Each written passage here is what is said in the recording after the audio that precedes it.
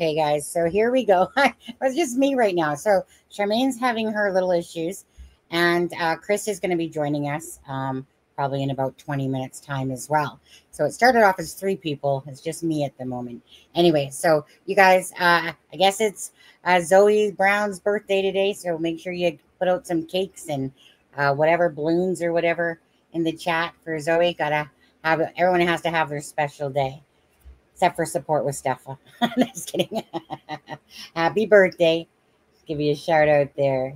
I guess you're probably what? 29, Zoe? And holding, perhaps? Anyways, welcome to the live, guys. And of course, this is going to be about Lily and Jack. And we know that there's an update, and we'll go through that.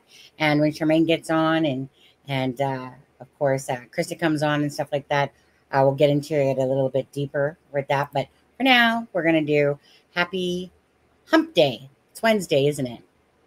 Happy Hump Day. Happy Hump Day. So, Kimmer, how are you? Orly, nice to see you. Bring Lily and Jack back home. Absolutely. Vicky Waller, nice to see you. Hi, Henry. Garnetta, how are you? It's a crime and shame. Looking awesome today.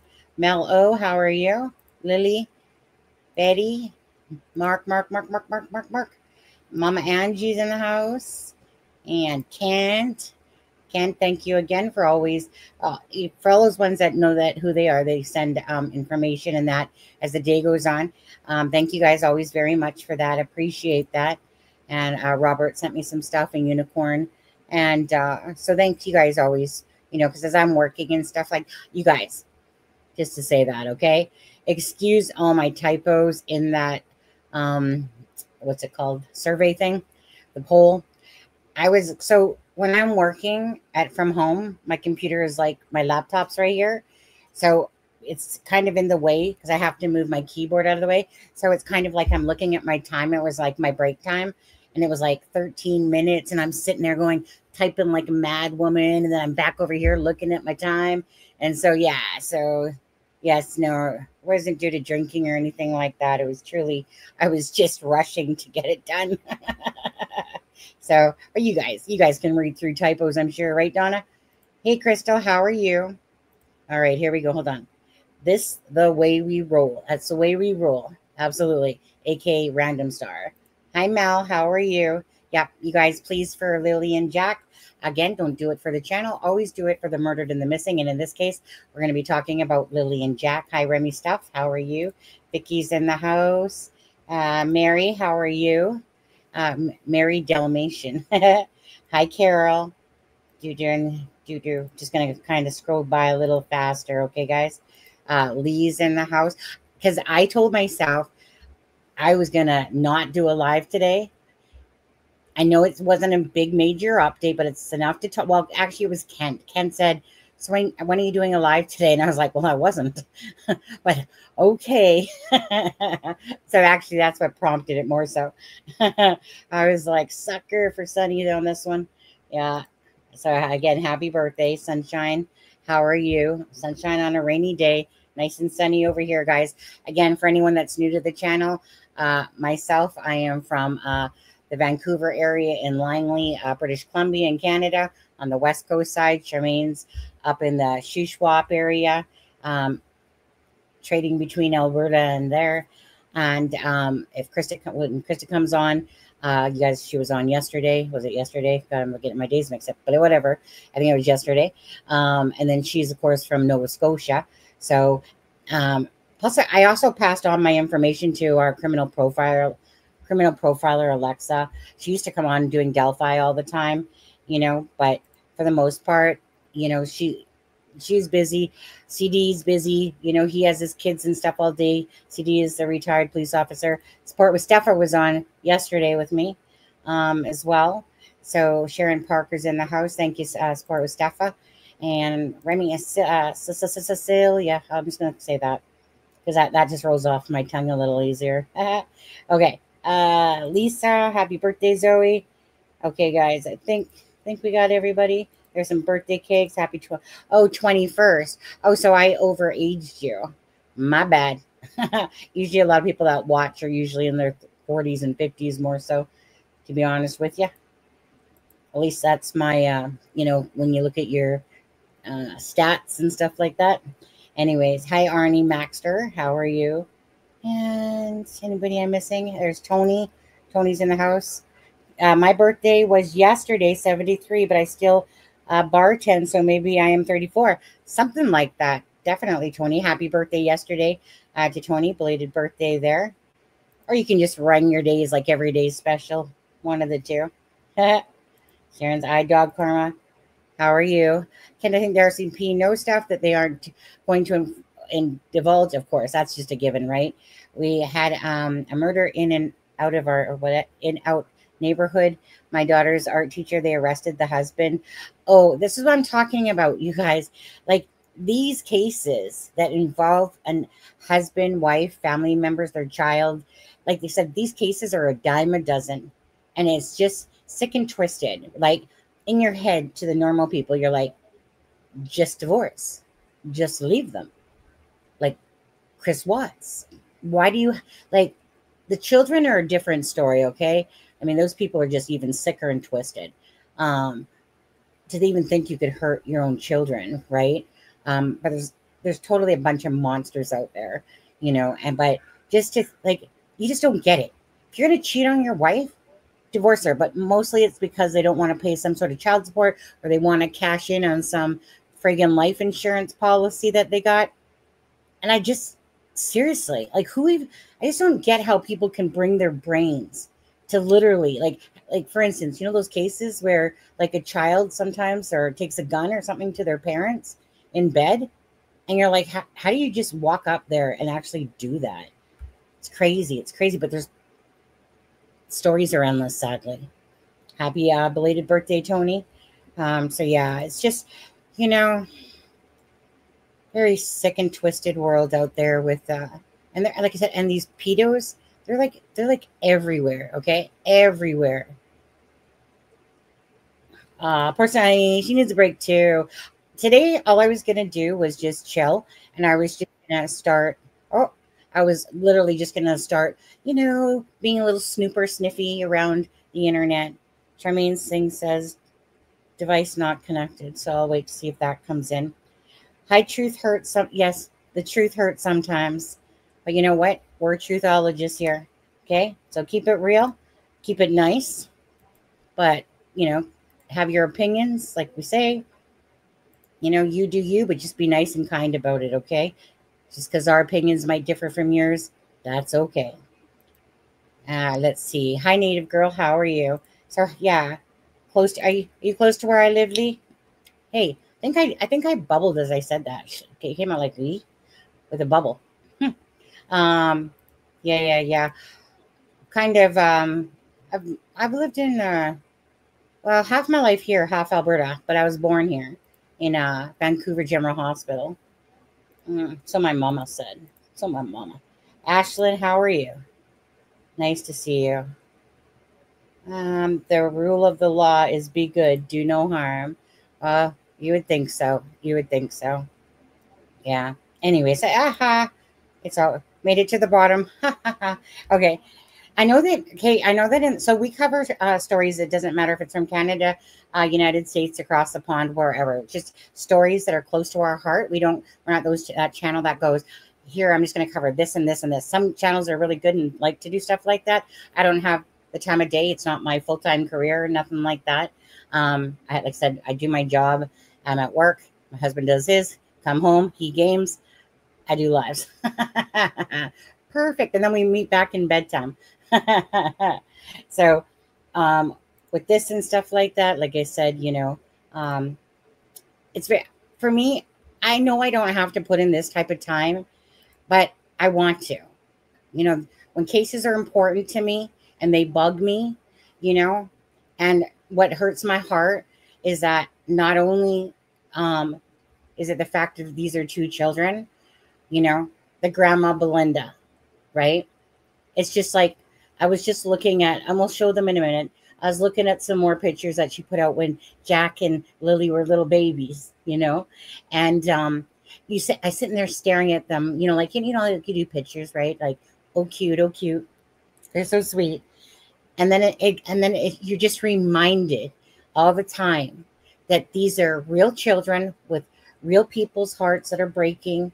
You know, we don't even know these children, but they become like our own, right? And that's why people follow cases, because whether it's because something happened in your life, you know, that caused you to come into true crime or something like that, you know, there's just something that impacts certain cases. Not to say that other ones don't mean nothing to you guys, it's like this channel, but there's certain cases that come along that just impact you.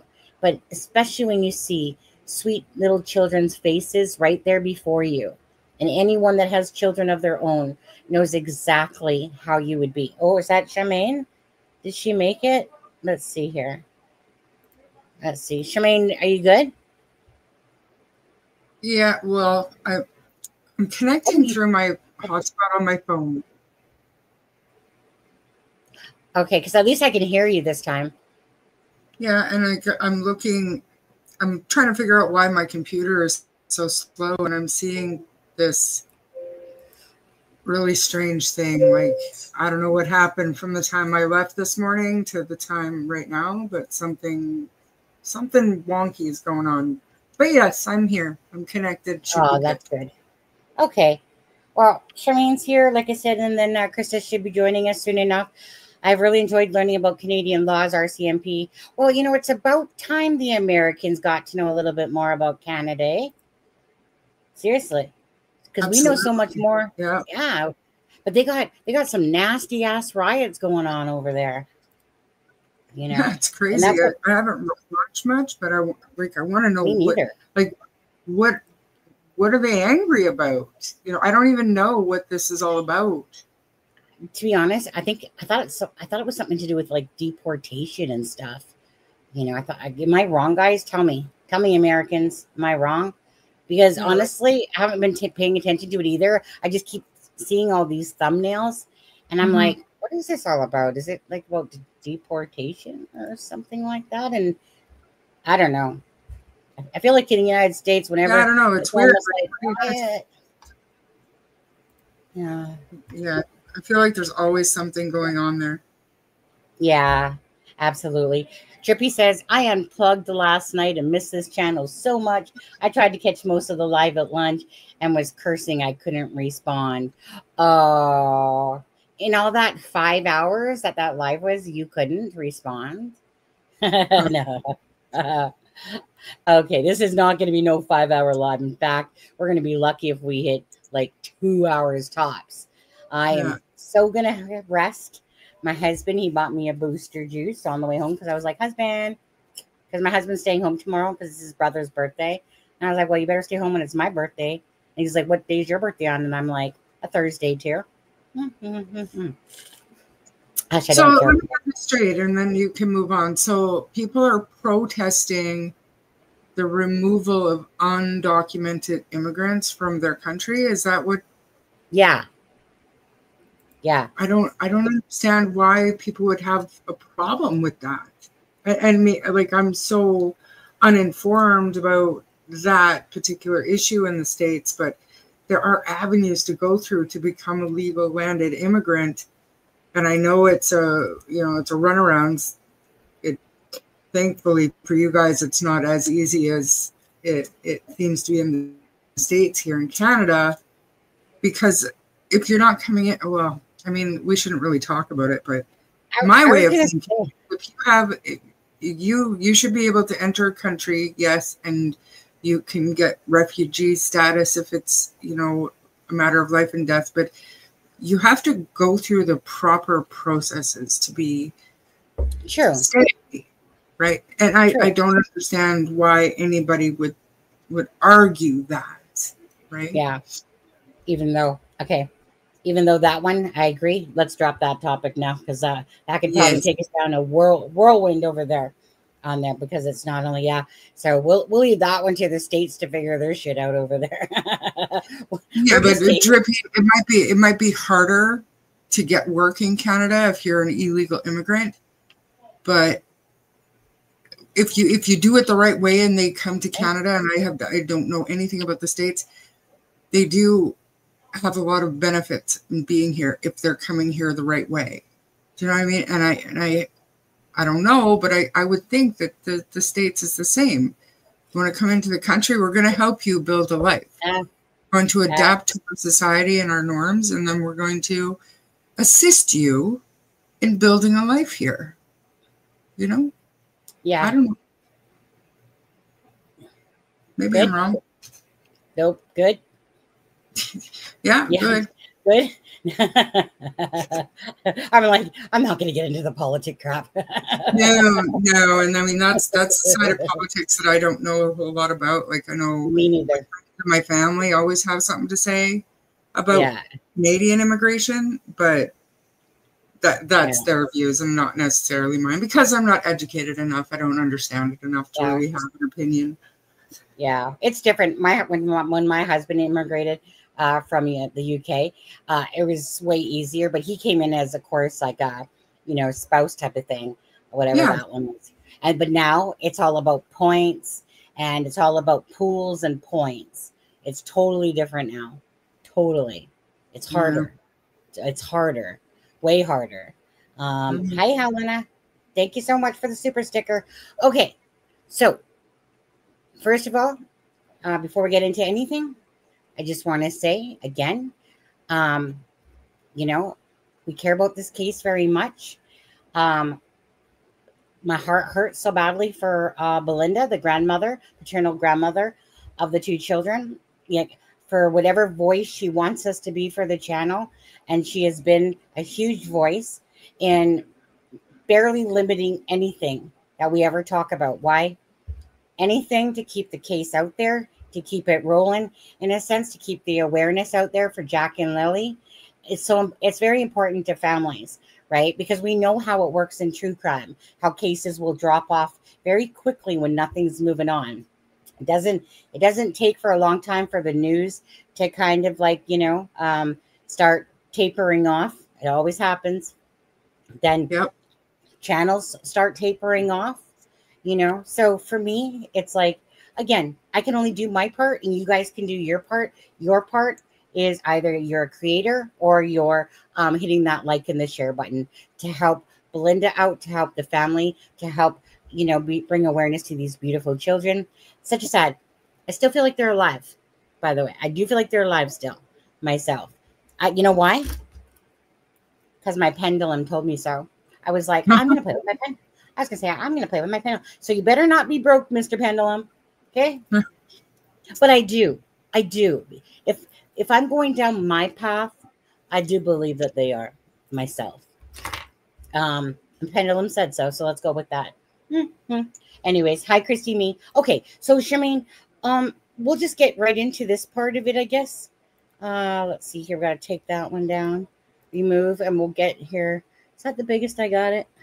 Oh, I'll make it like this. Okay. Do you want to read it or do you want me to read it? Totally up to you. If I read it, I'm going to be squinting, so I'm going to turn my camera off. Okay, go ahead, Charmaine, if you want to.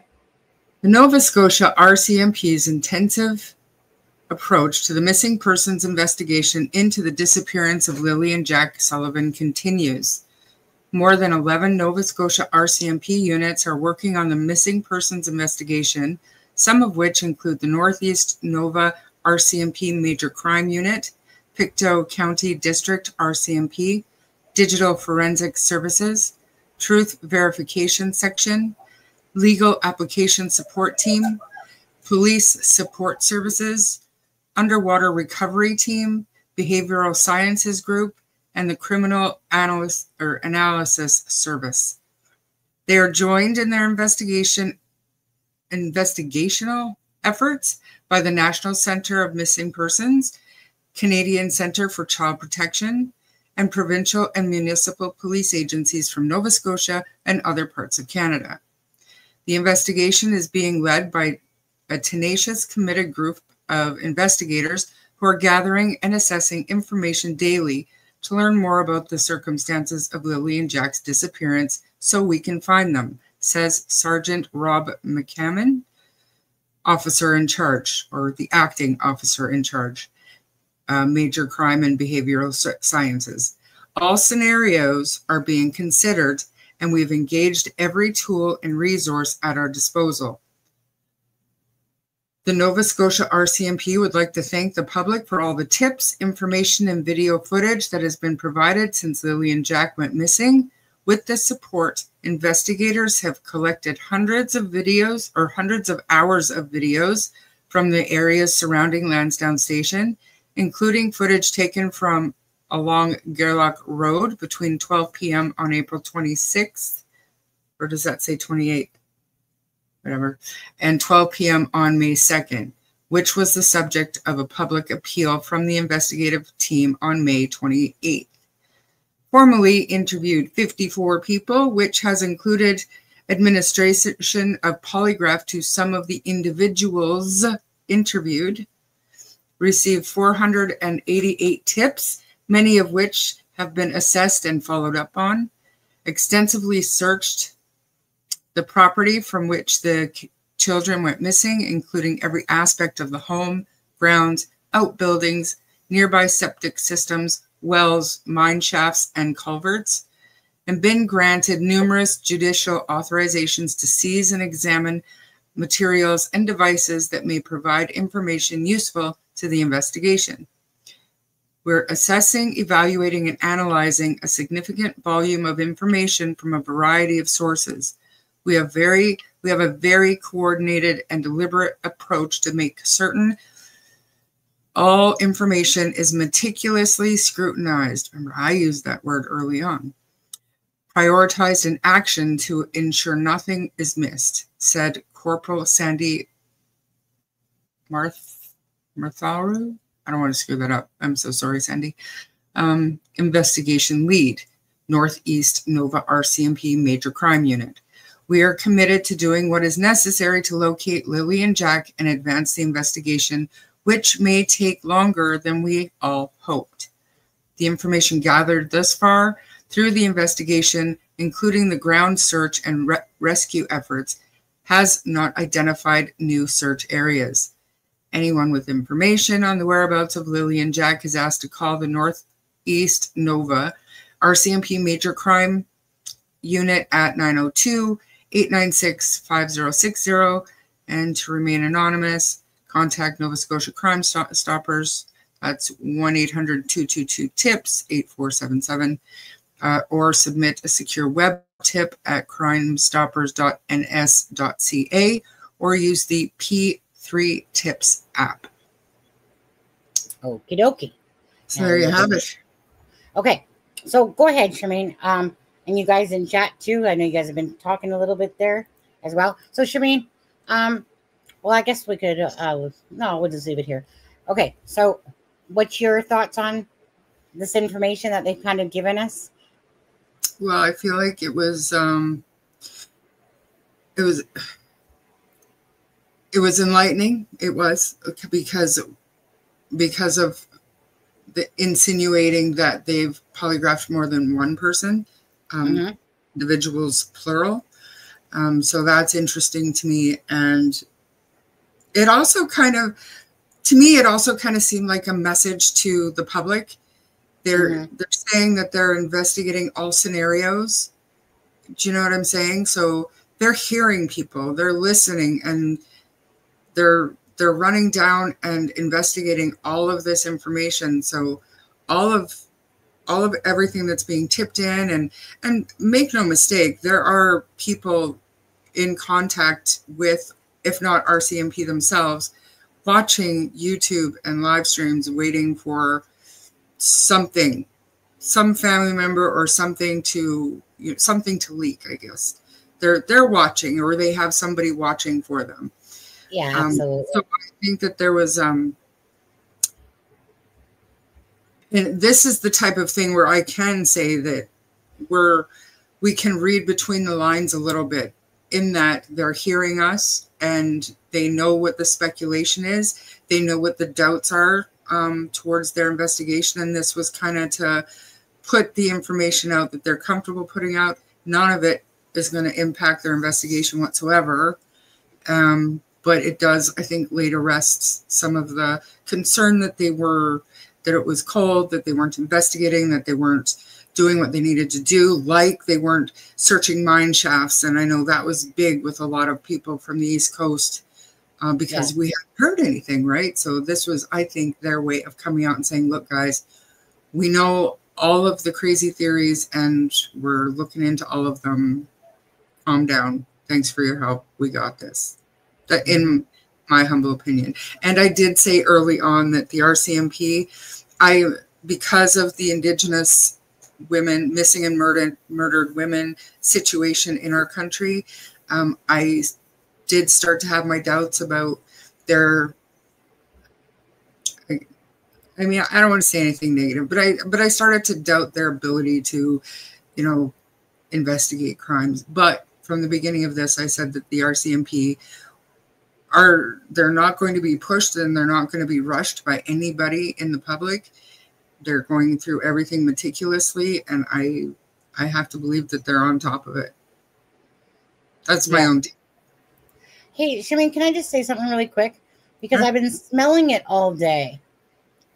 It's almost like I keep getting whiffs of burning fire. So we must be getting a little bit of scent coming down from forest fires here. Because we don't really get it too much, like hardly ever. Like our sky's fine. But I keep getting these whiffs of burning fire throughout the day. And it just dawned on me, because I know that there's a lot of fires going on. Is there any going on up in your area there? No, actually, I was just thinking as I was rushing home, the lake, you know, that lake smell, it reminds me of fishing, the smell of a freshwater lake. Yeah. It's really strong today.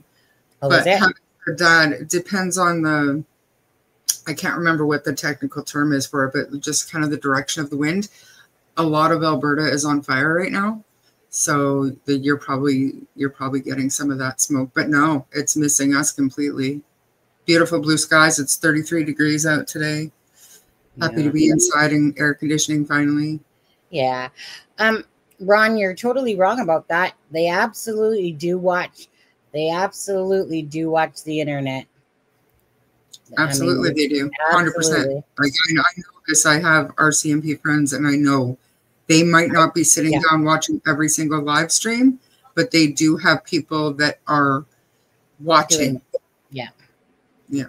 So don't be mistaken on that one, because they do. We say, you know, I mean, we hear it all the time, and lots of times the news is in there, like dirty shirts in those Facebook groups as well. You know, watching, waiting. That's right. Yeah, absolutely. You never know when, like in this case, just, you know, just pretend for a second that a family member is just sick of the rumors and they're going to pop on and say something that could, I guess, be that lead, be that corroborate, or, you know, or be something different than what they've been told. You know, exactly. They're watching. Yeah. I'm not saying that they're sitting there with popcorn watching Charmaine and Sunny talk about this case. That's not what we're saying. We're saying they have eyes and ears on the internet, and they're watching. Absolutely on there. Now I do want to say this. Okay, so I had asked Belinda today. So I asked her. I said about has Cody. So Cody's the paternal father, and Belinda is the paternal grandmother. Because obviously when we seen this, me and Belinda were like, well, I wonder, you know, like kind of like who's got the polygraphs, right? Because it said some.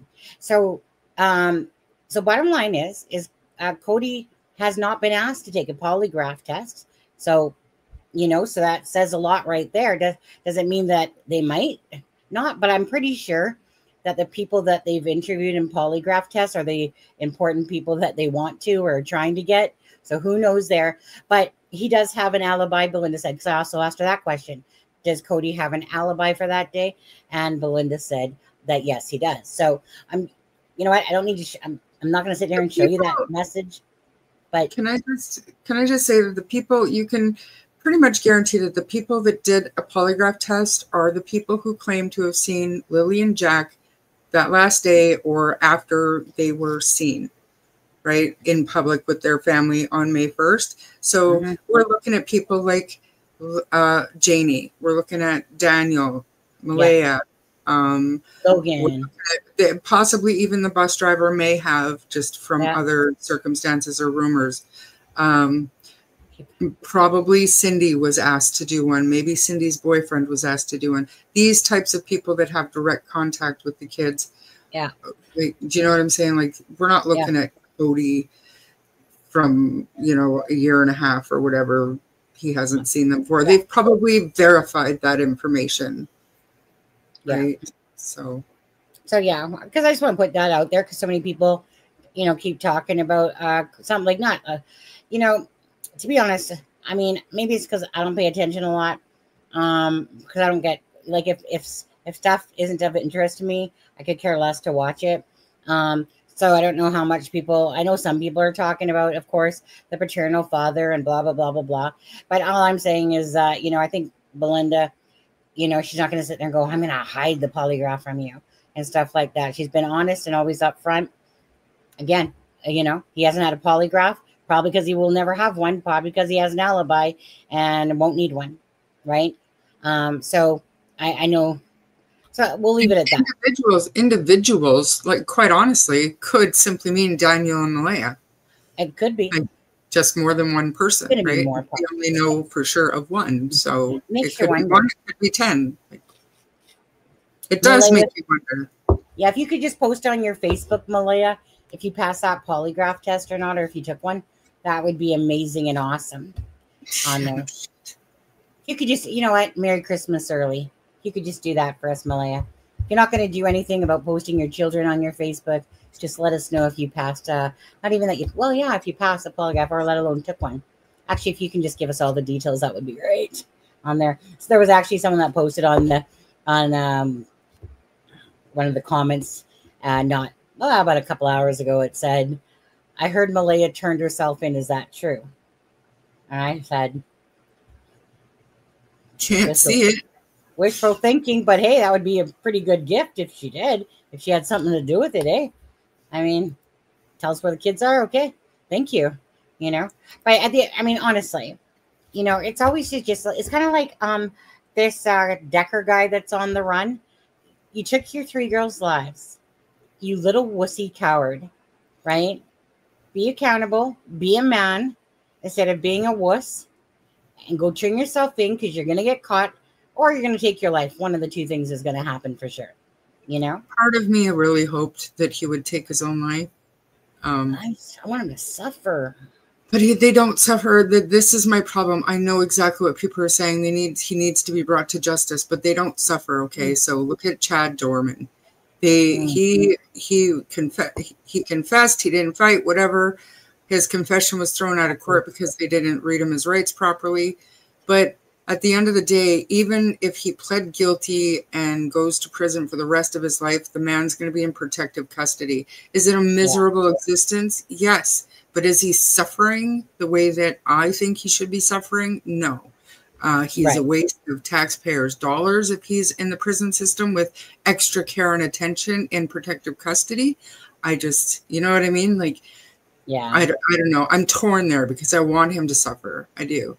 But I just, I know, if there's really a Satan that's, got this burning fire going, just to sit him on there like a freaking marshmallow and just keep, oh, that hurt, that hurt. Oh, let me just dip you in a little bit more. So if I to me what torture in that kind of scenario is? Honestly, Brian Kohlberger. To me, knowing that he is, up for the death penalty, and if he's convicted and they give him the death penalty, he has to sit there and think about the fact that he is going to be shot to death one day. And that to me would be mental torture. And I'm good with it. Like I'm good with that. Mental torture is great. But Wisconsin doesn't have the death penalty. So he's not going to get that kind of torture. Like I said, he'll be in protective custody. And it's going to cost you taxpayers a lot of money out there.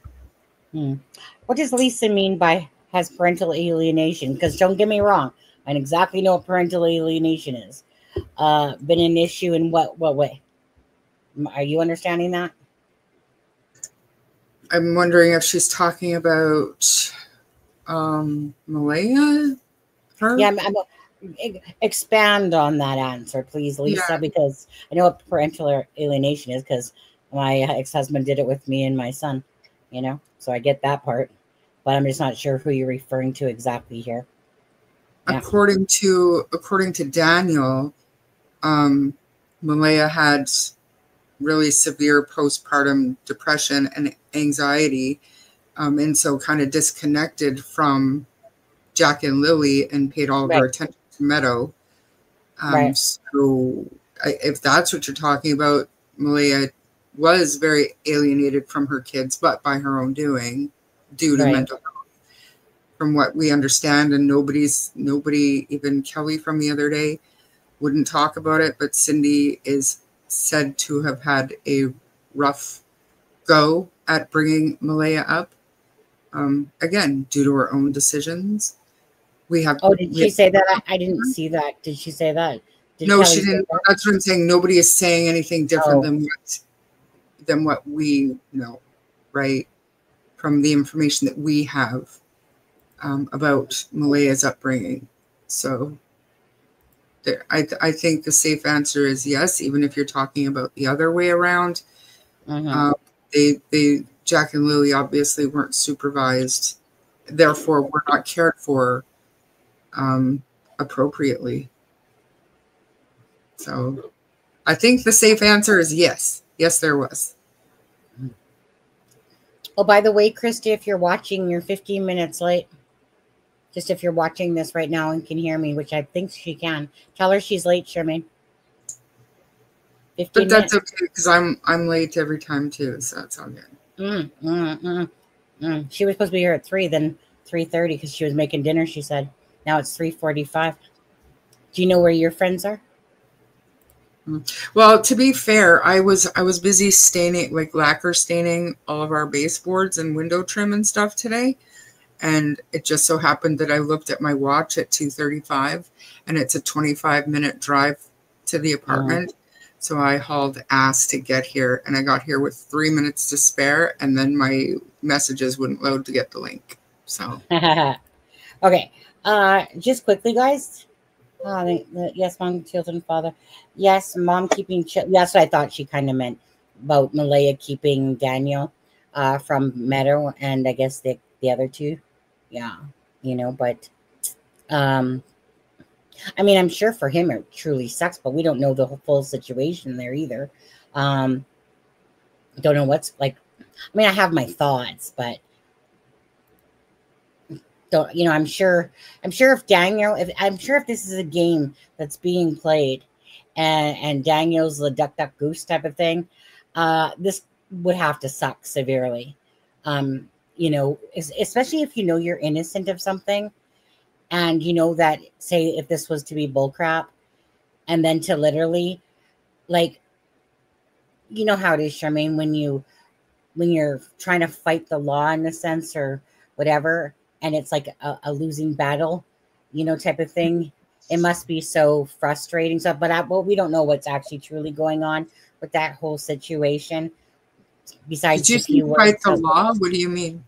Well, when I say fight the law, but okay, when, say, for instance, let's say a father is trying to get visitation rights, and he has to go to court and this and that, you're jumping through hoops, and all you want to do is see your child, and it's like you keep getting 1 step forward, 2 steps back, 1 step forward, 2 steps back. For anyone, that must be frustrating. So we don't know what happened with the situation with Daniel, why he can't see Meadow or his other kids and stuff like that. But I'm saying, should he be innocent? I mean, it's almost like someone making you feel like you're crazy when you're not crazy, and you're having to sit there and try to convince people, that you're right, or that there's, like, this isn't true. That's what I'm kind of talking about. So if Daniel, like, if this was a made up lie about why he can't see the children, because Child Protective Services is doing it in the best interest of the child. So if there's any sort of discrepancies or whatever, anything that could bring harm to the child, CPS is going to, basically stop you in your tracks to protect the child, in a sense. So just meaning, if Daniel is being thrown under the bus, perhaps, hypothetically, right? It must be frustrating to be fighting something when you are telling the truth and you're getting told you can't see your kid. Does that make sense now? I think I thought it was. Yeah. Yeah. No, Okay. it totally makes sense, but I still believe, with good reason, that we're going on 6 weeks now. So if he's, and we don't know, but if he's still not even able to have supervised visitation, there has to have been some substance found in those allegations. Do you know what I'm saying? He would have, if he was pursuing visitation, he would have been before a judge already. Like this already would have been all said and done. Something would be in place on a court order by now. So, yeah.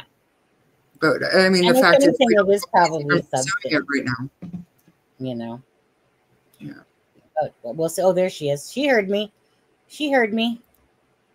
You heard the call of the wild, didn't you? Hey, Krista. Hi. Hi, everyone. How was your dinner? It was good. It was good. We had trout. Ew. Okay. Trout. I'm not a fish girl at all. Rainbow trout. It's, yeah. Yeah. My ex-husband used to catch it. He's a fisherman, and my husband will eat some seafood, but fish and chips is pretty, actually battered shrimp isn't so bad either. But that's well, I'm on the East Coast now, and you can't get away without eating seafood here. And did you also know that people on the East Coast, and I'm not speaking for you, Krista, but all of my friends who are from the East Coast think that lobster is disgusting. They don't understand why I would pay $25 for a lobster tail, which I would.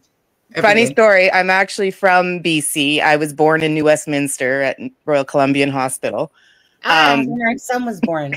We moved to New Brunswick in 2017.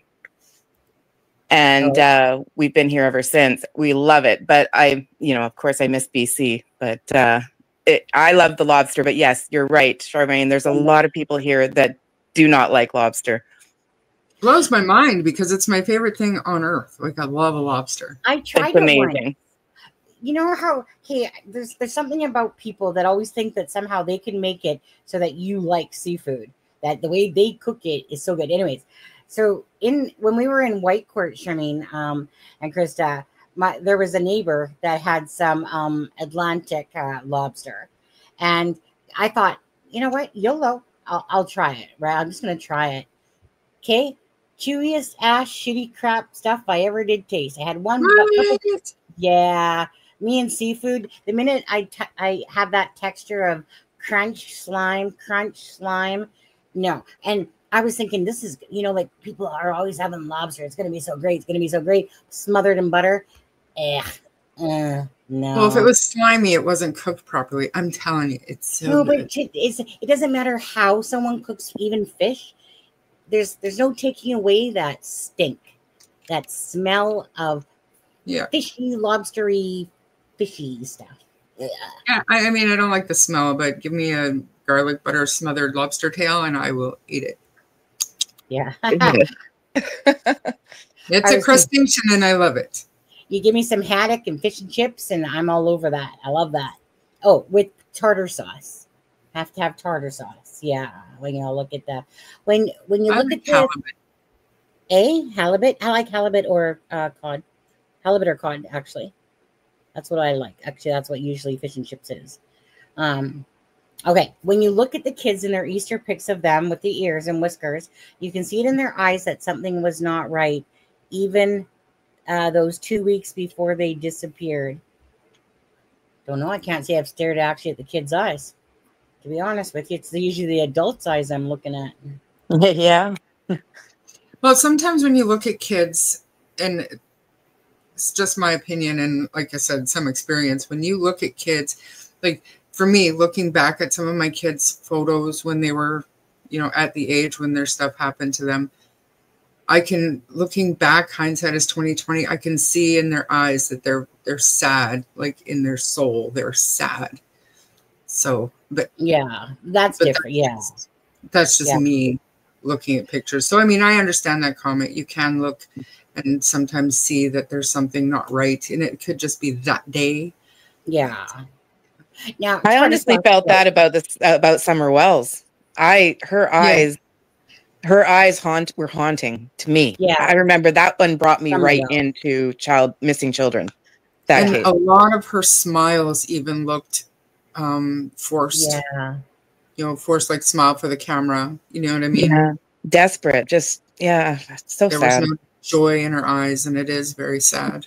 I know. Honestly, just like cats and animals, I just want to adopt all the children because I know the type of love I can give a child, right? Because I love children. They're just precious. They're just innocent, right? So I always feel bad because in my heart, I always say to myself, it's too bad I wasn't their mother, because I know that I would give them the love that they deserve, because that's honestly, I pride myself in all, like, even though my son, since the divorce and I have had whatever, it was not my doing though. It was just his own anger. Yeah. Parent alienation stuff going on there. But it's just for me. It's just like, I feel bad because children they deserve the best. They deserve to be put in front, like they got to be put in front of everything. It's your job. That when you give birth to your children, it's your job to do all these things, to guide them, protect them, keep them bathed and clothed and fed. And that's your job, to teach them the right way versus the wrong way. It's your job. And that's why, and we'll get into that later, but that's why when I see parents doing these really strange things like Katie Proudfoot or Malaya Brooks here, it's just like, how could you? You're literally, to me, turning your back on your own children. You can justify it till you're blue in the face. You ain't gonna sell that shit to me. That's like trying to sell shit to, ice to the Eskimos. Ain't gonna happen, right? So that's how I feel, because these are your children. You should be the one out there. Doesn't matter even if you don't want to talk. Put your children out there. Put them on your Facebook. Right? These are your children. So why wouldn't you do something like that? It angers. Actually, I can't even talk about it because it just angers me so much. That's a big issue with me. I literally have like freaking anger moments when I think about that, because I know. Krista, do you have children? I have 3 sons. Okay. My You have oldest 3 is 27 and my youngest is 20. Oh, right. Okay. Right. And so you know what you would do if this was your children, right? Oh, yes, absolutely. Yeah. And I told you it happened, and it was 2 hours of hell. Yeah. Oh, yeah. Oh, yeah. My bad. So sorry. Yeah, he was found in the apartment of the townhouse of another tenant, and she didn't even know he was in the room playing with the other kids. Yeah. I nearly ripped her face off. It was ugly. They had to, and she was just nonchalant, like, well, I didn't know he was only 4 years old. Yeah. So and it was hell. That I'm kind of digressing here, but No, but it I was get hell, it. and I was inconsolable. But that's what I mean. You're inconsolable. You literally are like, I couldn't imagine standing there doing that interview like that. I don't care how freaking medicated I was. I couldn't imagine. I know that her videos when she's younger kind of do match her personality. Like they kind of do have that little slower toned, thing to it. But I could never imagine ever acting that way in an interview. So then we know her baseline, and she's just acting like her baseline. Yeah. That's even more scary. Yeah. So just quickly, what I'm going to do is Belinda put up some new pictures of the babies, and then we'll come back to you, Krista, and then and then you can talk about, obviously the update for today and your thoughts on that. But let's just go through. So Belinda had put up, you guys, like I said, these beautiful pictures. So obviously that's Lily on there. But let's go here. Where am I? This page? Okay. So am I going the right way? I just love him. Oh my goodness. That looks like Elton John right there. Seriously. Oh my goodness. I know. Oh my goodness. I swear to God, I have those ears too. Oh, so precious. Aw. I know.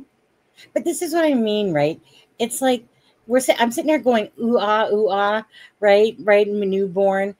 But by the same token, you know that these 2 children are missing, And these how, two, they were very loved. Look at them. Like, these are yeah, not poverty-stricken children. Like, yeah, like the world, look where they live. Look what they were loved. They were cared about. They were pampered. They were nurtured. yeah. And Well, every picture, they're smiling. They're mhm. joyful. You don't see that. I mean, we haven't seen recent ones, but it's weird. You know, I asked Belinda about that, just because we were watching Sloan, and I said, you know, like, kind of like her is what Sloan kind of like. I've always interpreted it myself that Lily was loud. I think that's kind of obvious, and but that Jack was more softer. Belinda had said that Jack actually barely smiled when he was younger. She said it was only when he was in school that he really started like having a big smile on his face once he got to play with the other children and stuff, you know. And I remember that with my son too. Actually, my son enjoyed it, but he hated going. He just hated getting there, you know. Once he Yeah. was there, he had fun, but he was like, "Mom, please, I'm sick today, Mom." And then finally, I gave in after like a couple months of preschool. I was like, "No kidding." I mean, my kid was very easy to initiate conversations anyway, but it was, but like I said, but it's kind of like taking a husband out.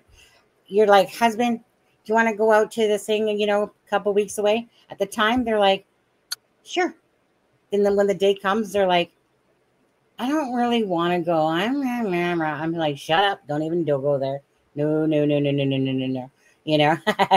So that's what my son was always like. It's like, get there, have fun. But it was like dragging his ass. Come on, kid, let's go. But anyway, they're just so precious. They're just so precious. But you guys, this is why you guys are hitting the like and the share button, okay? I mean, if this doesn't break your heart, seeing these darn ass little pictures of Jack and Lily, look at them, Christmas. Look at her little pink jacket. She's Oh my, adorable. oh, little Jack. Aw, aw, aw. Gonna get me all teary-eyed in the soon here. Aw. Because I mean, these children are like they're literally missing. We don't know what's happened, right? Look at that. There's a little box that Lillian was singing in the one picture before.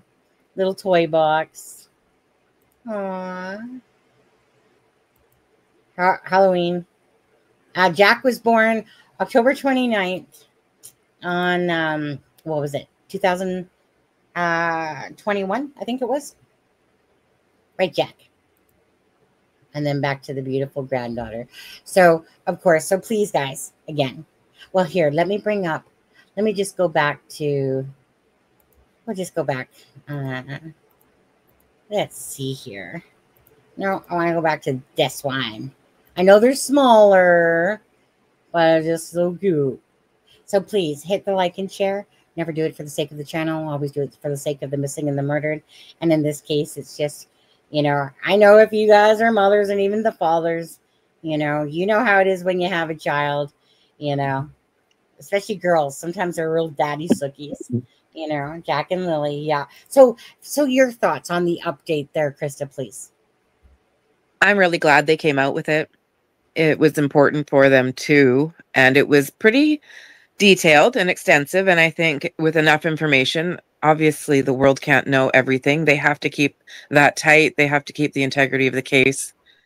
But what they did come out with was, I mean, it's going to be picked apart. I saw some clues in there. And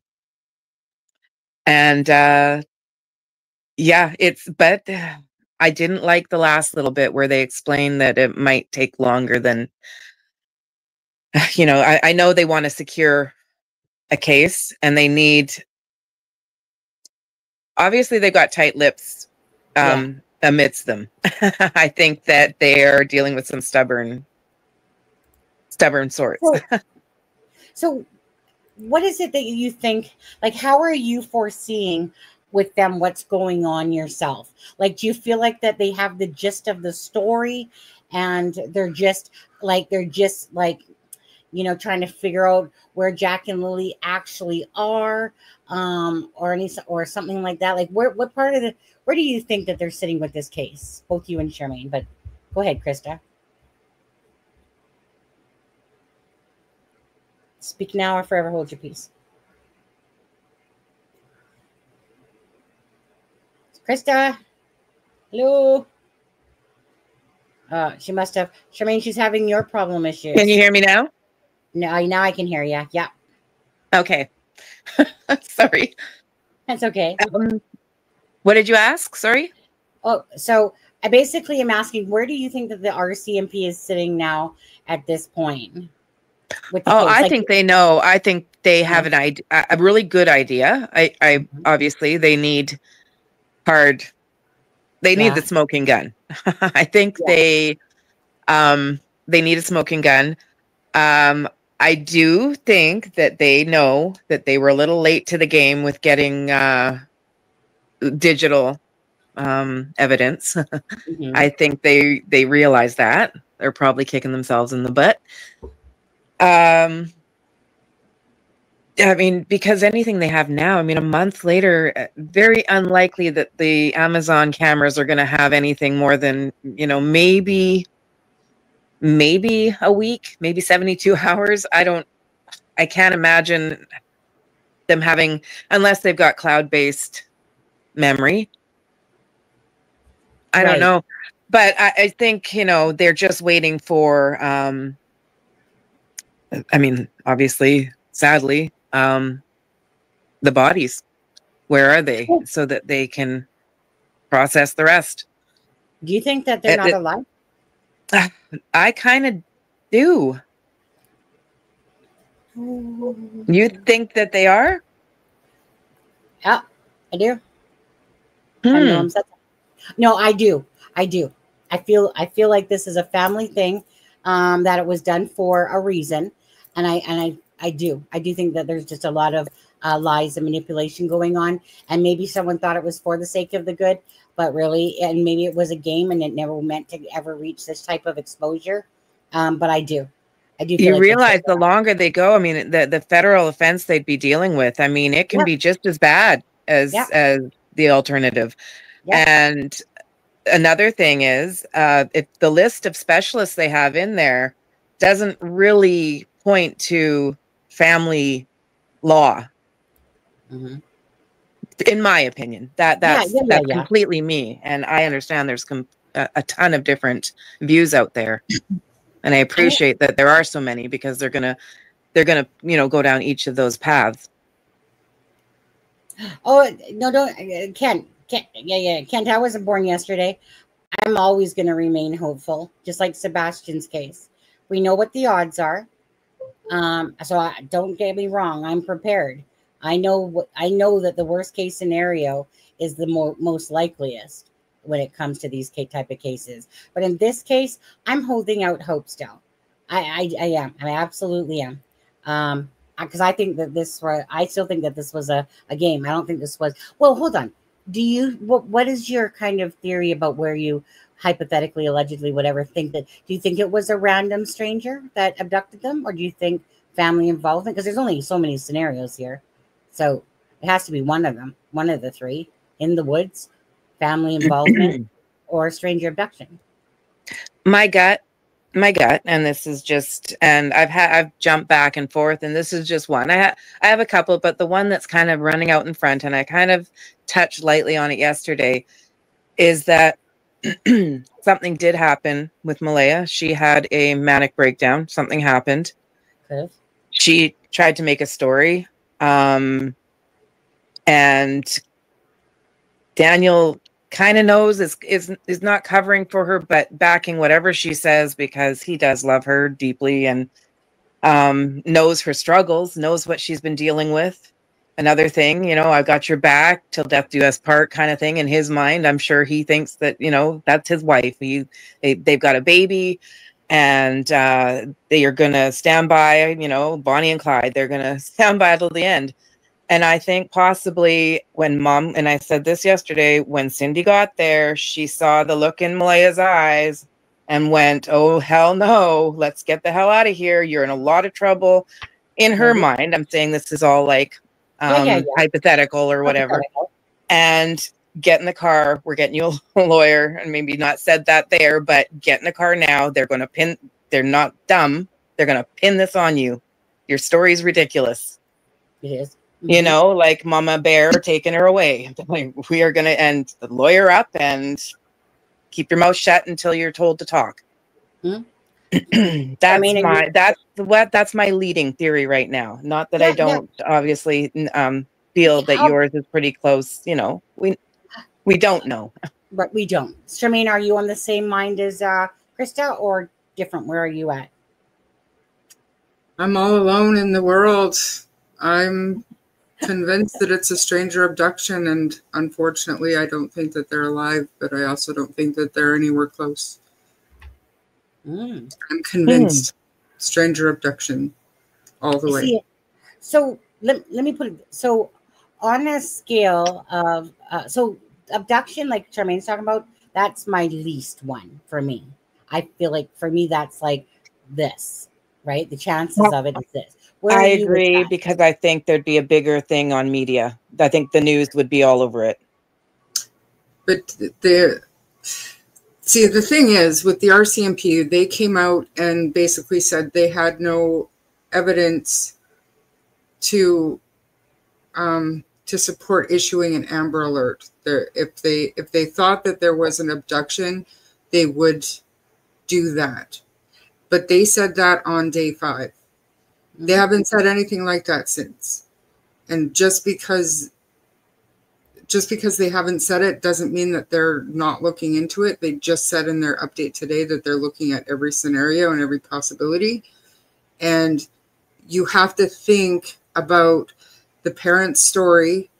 And this is what I believe. This is what they believe happened, that they went outside and they maybe could have been abducted, but they like to wander in the woods, and who knows what they actually told the police. But the kids, they're stopped at the end of the driveway on the road. And I know that Daniel told me that Lily took her backpack to play all the time. I get that. But in my mind, the only thing that makes sense is that she was poking her head in multiple times that morning. She was probably feeling better and wanted to go to school. Jack followed her around, and I think they went up and went to go catch the school bus. Unfortunately, probably too late. And I mean, I know that you guys think it's unlikely, but there are so many predators out there, and well, they're not going to kidnap 2 kids. Well, they're certainly not going to leave one standing there. So yes, they would. And I'm sorry. That's what I thought. Yeah. So I'm totally the opposite of Charmaine on this one myself. So, but I mean, my opinion is my opinion, right? And it's only because of all the information and my conversation with Daniel. I know what he believes. I know the history. But to me, it's not grounded in reality to believe that Malaya has these kids alive hidden somewhere, or her mother does. That to me is not grounded in reality. It's also not grounded in reality to me that 160 searchers and then 75 searchers and then 50 searchers scoured those woods for days on days, helicopters, drones, and they found nothing. That is not based in reality. So to have the kids hidden and for nobody to say anything, nobody at all to say anything, no sightings, no nothing, is not based in reality at this point. We're 6 weeks in and not a single trace. I get That's it. not reality to me. Right, but it's not her reality, but it's my reality at this point for me. Which is perfectly okay. Yeah, absolutely. That's the whole point of this. We all each have our own thoughts. So I think about that story across the water. That one's coming to my mind, where the mom, she hid her daughter at the uncle's house, and just for the sake of trying to get money out of it, actually was her purpose. And but how long did that go on?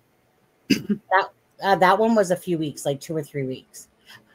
But bottom line is, I don't agree myself with your conclusion at all. I think that it is reality that people do the most wickedest things, because we see these cases. So I get what you're saying, Charmaine. Like, this is the most straight ahead road, is that typically an abduction would have happened, you know, because in real, tons of abductions, regular ways, what we would call them, happen all day long, where children are being taken.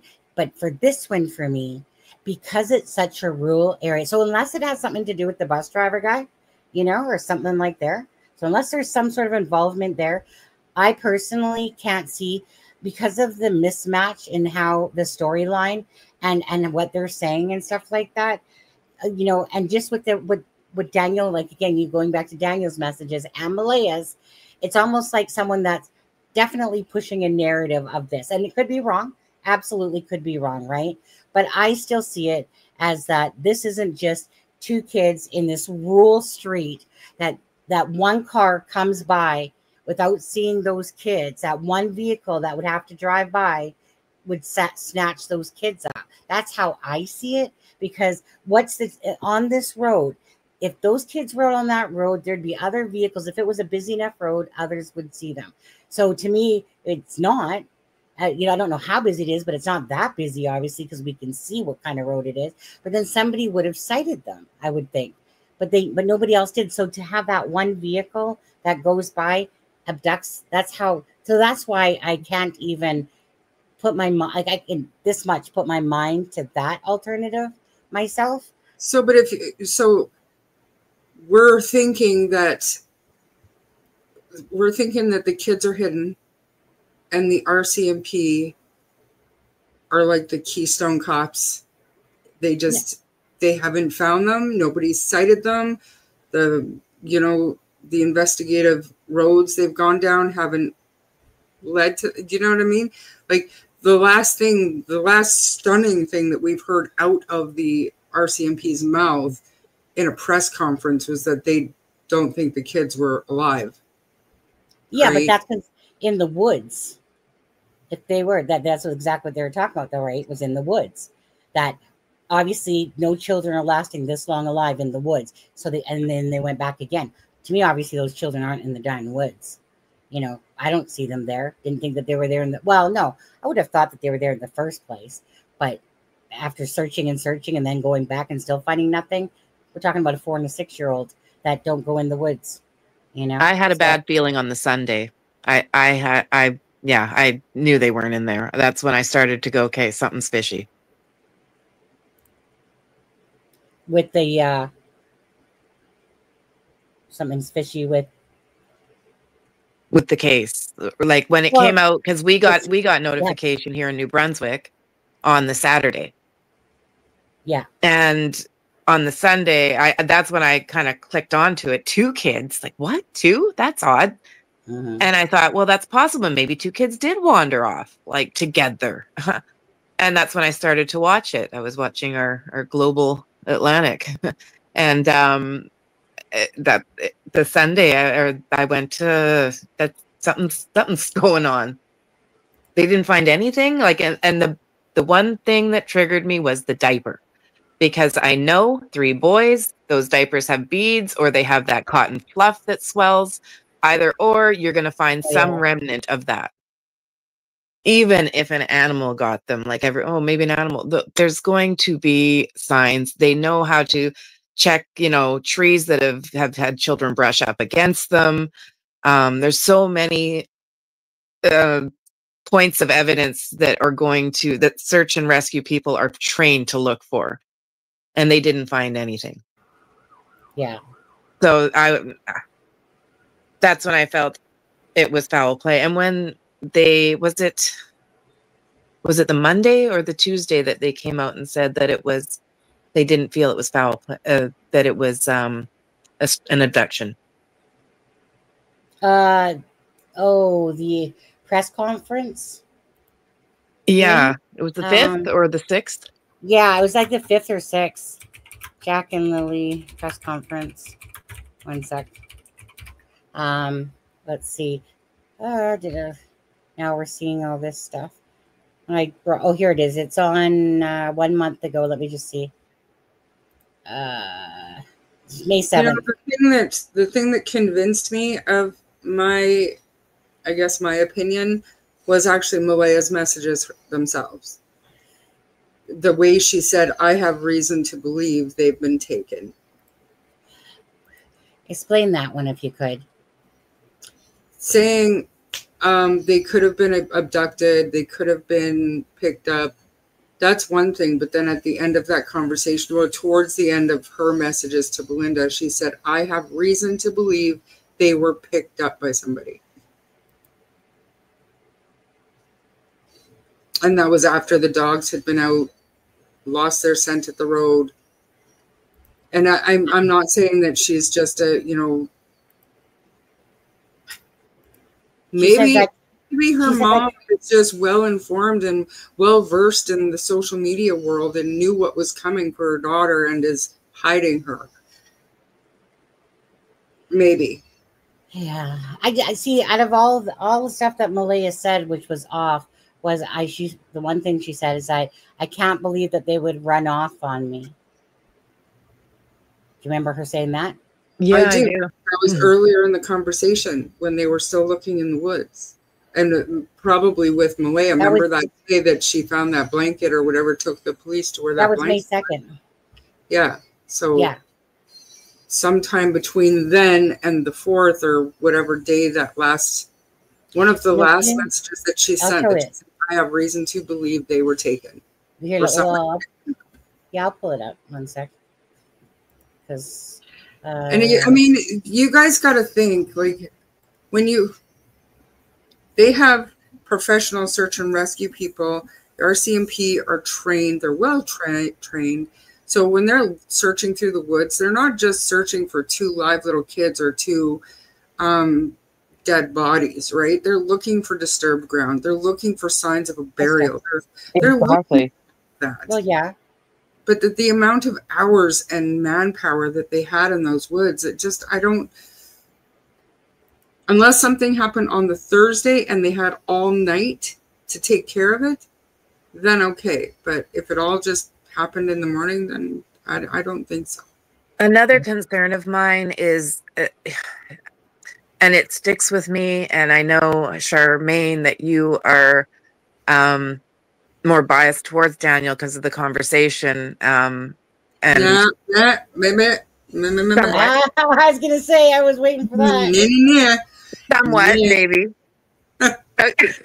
But continue, please. Okay, sorry. Anyways, my point is that him jumping in a vehicle to drive around, and it doesn't seem logical that he'd have to go with a vehicle to as far as the children would have gotten. So why are you jumping around and driving like all around your roads? Because those roads lead far and they're not like little suburb blocks. You know what I mean? Where you're driving down street after street, you know, maybe down block after block. I'll be right back. Keep going. No, I totally agree with you. I just, yeah. Well, why did he feel the need to jump in a car and start?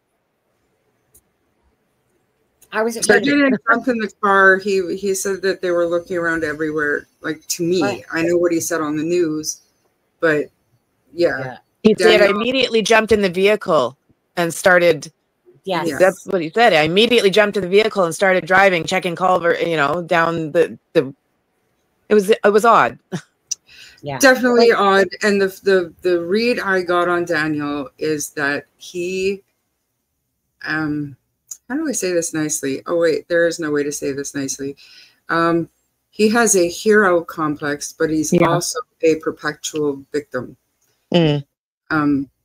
So he may well have done everything that he possibly could, but the way he explains everything that he did was very grandiose.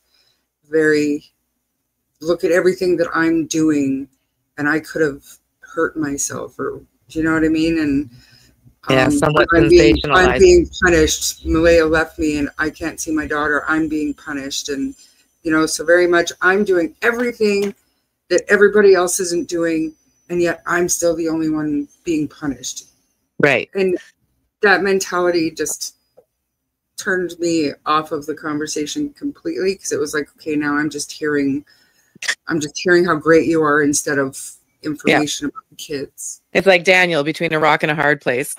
Yes. And I truly wish it wasn't me talking to him that day. I really had no business doing that. I'm not that kind of inquisitive person like in my mind, intrusive to kind of intrude on somebody's grief and trauma. I had all these questions, but I didn't want to word them in a way that could offend or upset him. And you need to be able to do that to get answers. And I'm just not that person. So. Well, that's fair. It's probably how you got so much information. I'm that person. I love, because you have to be sensitive. Yeah. But by the same token, I also want answers, in a sense. And, for me too, it was like I know how Charmaine, she wasn't overly comfortable too much. And I get it, because you're trying to, if you're not used to doing it. But for me, I think I'm like just more comfortable with that stuff, because, you have to be sensitive, and understanding, this type of thing. And it's the same way that I've always been with Belinda too, right? It's like, I try to ask the direct questions that I want to. And if she answers them, she does. And if she doesn't, but, and I know that day, Charmaine, she wasn't expecting this. She wasn't expecting this conversation to happen. And no, I wasn't expecting a response. And then when he gave me one and cut it off, I was like, all right, well, thanks for responding. And then he kept going. And I was I texted Sunny and I'm like, what do I do? Yeah. I'm just like, keep talking. Like, meaning if he wants to say stuff, let him. Right. And so he was, but during the conversation, like I said, he would go offline and then come back on, and then Charmaine would talk to him more, then he'd be gone again for a while, type of thing. And, it is, I mean, what it is, it was better than nothing, right, Charmaine? Certainly that. Oh, absolutely. Like, I'm glad it happened, but I just wish that I was either more experienced or less, yeah. I don't want to say empathetic, not the empath part of me, but less empathetic to not want to, like I said, intrude on his trauma by asking him a question the wrong way, or do you know what I mean? I know it's crazy, and I am crazy. So, but that's what I was thinking this whole time. Like, how do I word this? And that's why my messages are so long, because I'm explaining to him why I'm going to ask him this one little question, but I have it in my head. I got to explain to him why I'm going to ask it to him. So it was just whatever. It's done now. I mean, it was a lot of information. Like, sure, there's definitely, right. I know it was a bit upsetting, because, it's kind of, because Daniel kind of went off the rocker, and yet Logan started speaking about way more stuff, in a sense, than what we had put out the initial time. And it was kind of like, oh, well, like, your cousin's talking because you guys are like besties. So why are you not flipping out on her, but you flipped out on us? And well, no, to be fair, he said that I could talk about that stuff. He just didn't want it put out that he said that stuff, and there was no way around it. So I said, let's just not talk about that stuff then. Like, how am I gonna just randomly start talking about Malaya's mom the same day that I just had a conversation with Daniel? Like, I mean, did he ever answer you back again? No. Did he ever not message after you back again? The last one he sent me was something about the investigators are going to be. Oh yeah, so that was the last. Something. That was the last one, and he hasn't even read the other stuff that I sent him about putting the live back up and stuff. And but I mean, I waited a couple of days before I even sent him that stuff. So, well, possibly because he's too busy talking with other people now. Well, we know that. Well, I know we know that. Just a matter of how much talking he's doing, or did he just back off? And the things that he's telling the other people, like, I know that they're the same, but they're getting the same kind of read that I am. Do you know what I mean? Like, he loves the kids, and he is truly searching for the kids. Do I think he's got involvement? I'm sorry, you guys. I don't. That doesn't mean I necessarily like the guy or agree with some of the things that he's done or appreciate some of the things that he said to me. But I don't think he had any involvement. I think he really thinks that Cindy has these kids and is holding Malaya. They're probably not against her will anymore, but took her phone, cut off contact with everybody, is isolating her. So yeah, that's what he truly believes. So why do you think that they're not? Why do you think Malaya or her mother? Why do you think they're not using their social media to at least post the pictures? You know, why do you think they're not doing that though? Like I said, I don't know, and I don't pretend to have an excuse for them. It's unforgivable in my opinion, but it could be something as simple as we don't know who Cindy is. And all we do know for sure is that Malaya was on YouTube for a short time. And for all we know, they watched true crime and they knew what it was like in this community. And, you know, just decided right away that there will be none of that because we're not going to be the focus of this. And by doing that, they've become the focus of this. Well, I wonder if they watched that video I sent, that one from Law and Crime. Right, that one with the sliding glass door for a live case. The same story. Yeah. Well, I personally don't. Daniel, if I was to believe anybody, it's going to be Daniel over Malaya. Yes, do I think he comes off as, you know, like a lot of everything I did. Pretty much that whole conversation with Charmaine was all the stuff that I did. Like, it was really Charmaine. It was really him putting down Malaya throughout that whole conversation, and her mother, and basically saying how much he did, right? I mean, so it wasn't hard to see that. And then all of a sudden he's like, leaves that message, right? Like, you know, like, get the old Daniel back. So what, did you turn into a jerk or something? You know, because usually when somebody references that, I say that to my husband, right? I say to my husband sometimes, because I know how my husband was when he came out here, and I know what 10 years has done. And now I'm old and wise enough to this shit already. I want everything to stay in the newlywed phase of a relationship because that's where I always leave it. Whereas I'll say to my husband, same thing. Like, I want my husband back. I want my old husband back. Right. So that to me references you're turning into a bit of a jerk over the years, but I still love him to pieces. Don't get me wrong. Right. But I just mean, when you see a guy change or females change or whatever, and you just kind of want that person back that was a lot softer and sweeter in a sense. Not saying he's not, but he's definitely different, but not that big of a difference. He's just hardened as he's growing older. But I got 21 years on him, people. Okay, so he's like my young grasshopper, and sometimes he'll go, "Well, I didn't see things that way." And I was like, "That's why I'm training you." You know, so that expression to me that Daniel said, that means from when he first met her, that obviously things have changed, and he's looking back to the good times, and you know, everything was more lovey-dovey and da da da da da.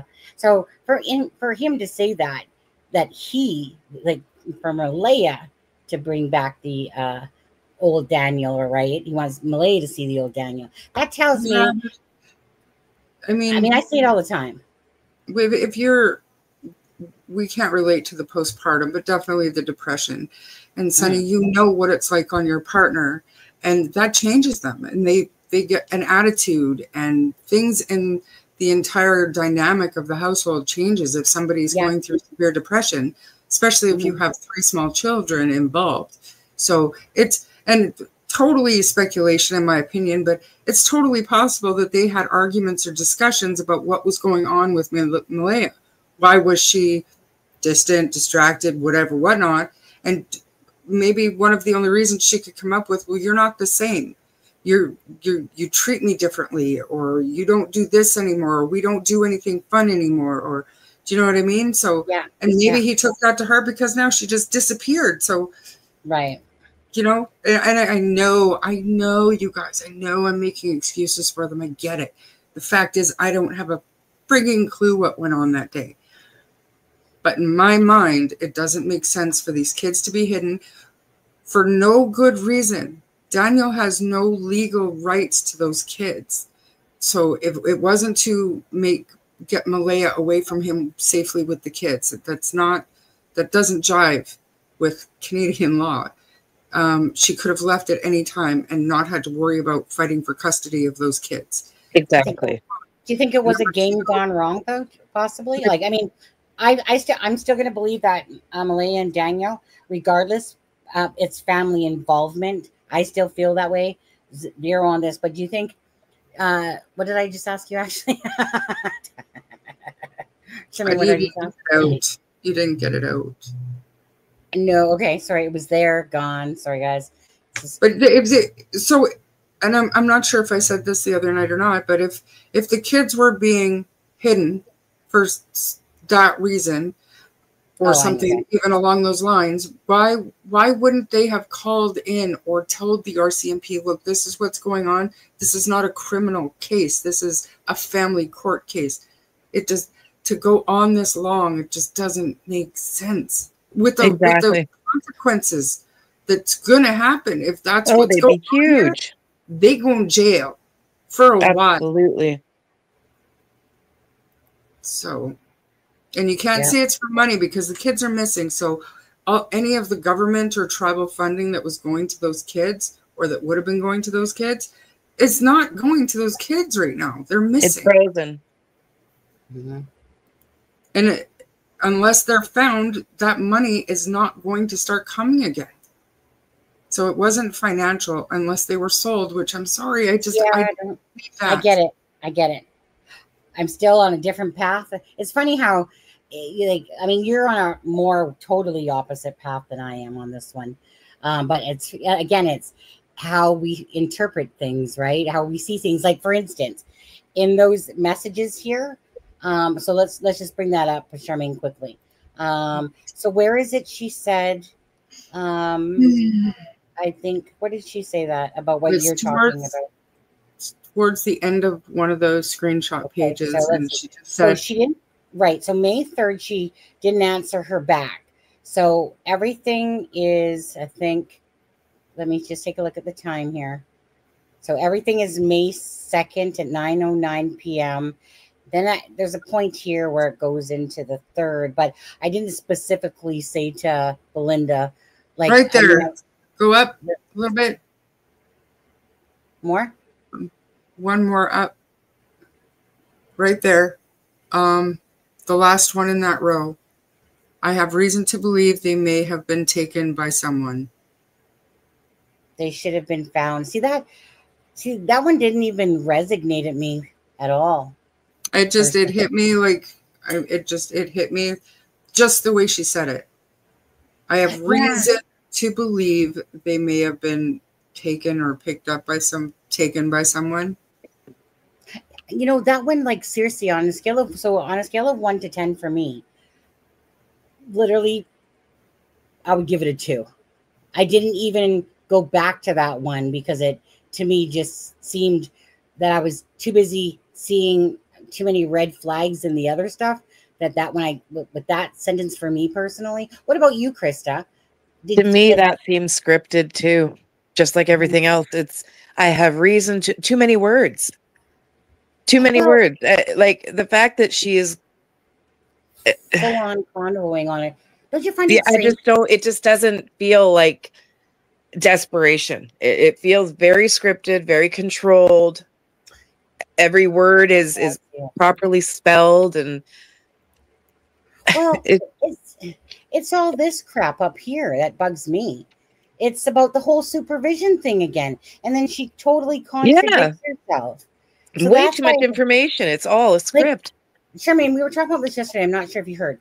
So we're talking about a grandmother that hasn't seen her children in 2 years, right? Besides liking some pictures and stuff like that, you know. So I felt like this was a pretty in-depth convo on the 2nd for someone that's panicking about their child, that she's actually being very detailed in a sense about these messages to basically, you know, obviously Cody's mom, the grandmother.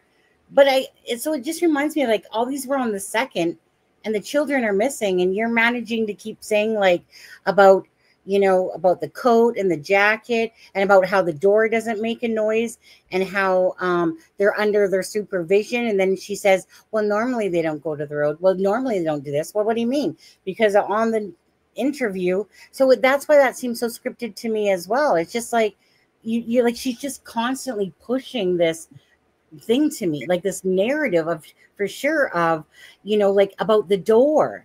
Well, in that way, when the RCMP or investigators are questioning Belinda and asking her, what do you know? But, well, they never go outside on their own. Well, how do you know that? Malaya said they never go outside on their own. Mm-hmm. She's told them, like, and it's in her brain. It's a subconscious thing. Well, when did you hear that? You know, it's just, it comes out because it's just what she's been told. So it helps the narrative in my mind. That's just the feel I get from it. So, yeah, that's why Charmaine's like the one that she's looking at that impacted her absolutely has no impact on me, that sentence at all. Because at this point, I've already deemed her just to be a liar about that she's just totally feeding like she did on the interview, you know? I mean, we all feel the way we feel regardless. Doesn't mean Charmaine's right. Doesn't mean I'm right. Doesn't mean you're right, Krista, obviously. It's just a matter of different thoughts, different opinions, because obviously sometimes somebody has something to say that might revert the thinking to a different way. I mean, me and Charmaine were flip-flopping like fishes for a while about Daniel. We were just like, no, he's, you know, then we'd be like, but I believe him. And then it would be like, but, you know, maybe we're being played for fools. But again, I believe him more so. If she is medicated, that's a whole other story. She may very well be meticulous in her writing and very slow and calculated. If she's on some sort of anti-anxiety medication or something that knocks her out, like, who knows? I mean, she was apparently sleeping at, you know, 9:30, 10 o'clock in the morning. And I think we all know that we have the same opinion that Belinda is a very loving, caring, nurturing person, and she loves her grandkids. And quite possibly Malaya knew that. And I think at some point she had told Malaya that, or she had told Belinda that, you know, you're always going to have access to the kids, whatever. So maybe their connection was such that Malaya felt comfortable enough to know. And, you know, stop making me come up with all these excuses for their behavior, because I think it's horrible. They should be out there Facebooking, looking for their kids. Cody's mom asked. So, just to be clear, I'm not sure, Lisa B. I wish Cody's mom asked what reasons. Now, I'm not really sure what she means by that with Belinda. I think the reasons to believe, where she said, I have reason to believe. Yes, exactly. That's what I want to know. Like, what makes you think, and who? Wait, where does it say that? Which one are you? The text messages. The text message that hit me and didn't hit you, that one. Lisa saying, like, I wish Cody's mom asked, what reason do you have to believe that, and by who? In one of these messages, you mean? I've been lost a little bit. The one that we were just talking about. Oh, the one yours? They were taken. Yeah, yours, right? Yeah. Yeah, this one here. Yeah. I am thinking the same thing. That's why I think they should have issued an Amber Alert. Well, yeah, because are you really going to think that when you're hearing this information, though? So that you're going to literally think that, oh my God, Malaya, you must have done something. She's just getting the story in a couple hours earlier, right? A family friend sends it. She learns of where they actually live, has no clue what's going on. No one's going to tip, like, unless you know that these people are evil, no one's going to think, oh, well, I think Malaya and Daniel did it. They're thinking an abduction. She doesn't know anything. At this point, Belinda has no clue. Like, whenever she answers, and I say to her, like, what do you think? She's like, honestly, I don't know, you know? And all she's thinking about is the babies. But she honestly, you know, when she talks, she really doesn't know one way or the other what to think. Like, she doesn't know what to think is really her answer. She doesn't know what to think anymore. Yeah. And I mean, honestly, if I was in her shoes, probably again, because we're looking from an outsider point of view. So we're going to be like side-eyeing left ways, right ways, and up ways and all that stuff. But to her, to anyone at that point in time, they're not going, Daniel, Malaya, I don't know, abduction, my ass. They're not going to be thinking that at all. It's only as time has gone by that you're like, what the F? Like, what happened here? You know? It's just, it is long. It's saddening. I would have thought that this case would have been solved probably about a week after it happened, to be honest with you. I was expecting somebody in handcuffs at that point and stuff like that. Now I just keep looking at what's in before me and deciphering it that way. So, Charmaine, what do you make of the fact of, like, I know it's Daniel's words. Don't get us wrong, guys.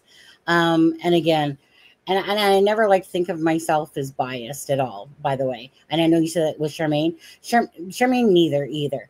Like, meaning she might have talked to Daniel and I get it, you know, like just in if I was respectable and polite to somebody doesn't mean that I'm biased. Like, but what I'm saying there is, obviously, you know, we're all grown ass like adults in a sense, and we're all pretty wise, right, you guys? I know that we're all pretty wise to stuff, but even though we might have different ideas about this, but it's kind of like me. I always still look at this as if I'm a party watching it all, and I don't. There's no favorites in the game. There's no like Daniel favorite, Malaya favorite. For me, it's always about the information. That's all I'm ever looking at is what my favorite are Lily and Jack. Yeah. Well, of course, eh? Yeah, I know. They're my favorite right now. Yeah, I know. Exactly. I know. And that's the point though, too, Krista, right? That's the only reason what this is about, for no other. And in saying that, you guys, there is 125 likes. There's 261 people watching. Please do this for the grandmother. Do it for the family members. Please hit that like and that share button. Push it out into the algorithm for the people so that it just keeps going out into the algorithm. That's all Belinda would like. Okay. Besides having her grandbabies back, all she wants you guys to do, keep sharing their pictures, keep sharing the live streams and stuff like that, and just keep them out in the public. That's what she's asking for. It's not too hard to ask just for a like from somebody. Okay. So please, if you're going to come watch, please hit that like button. Do it for the children. That's the only thing that matters here. And that's the point of it all. There's no me liking Daniel more than Malaya. It's just really truth. What's the truth? Between all this shit, what's the truth? You know? I still don't think it's an abduction. Well, likely they're going to be Daniel will be under harsh scrutiny. He will be followed. They will be, I'm sure if he did get his phone back, that it will be tapped somehow with a bug. Oh, yeah. Just so they can record his conversations, follow him. Where does he go? Does he frequent, some area often? Like if he had knowledge, of course, they're going to do the same with Malaya. They're going to do the same with probably a few key family members until they get to the bottom of it. And conversations going forward, will be decoded, and it could be interesting. But I think I believe that Cindy needed to get them apart because she saw what was going down, and she was getting her daughter. Maybe. Charmaine, just to touch back on that, we've never showed the messages, but you probably know what I'm going to refer to a little bit. What do you, just because Krista kind of talked about it there, we talk about how, or you were talking about how grandiose, Daniel comes off, and he does. I mean, he does build himself up.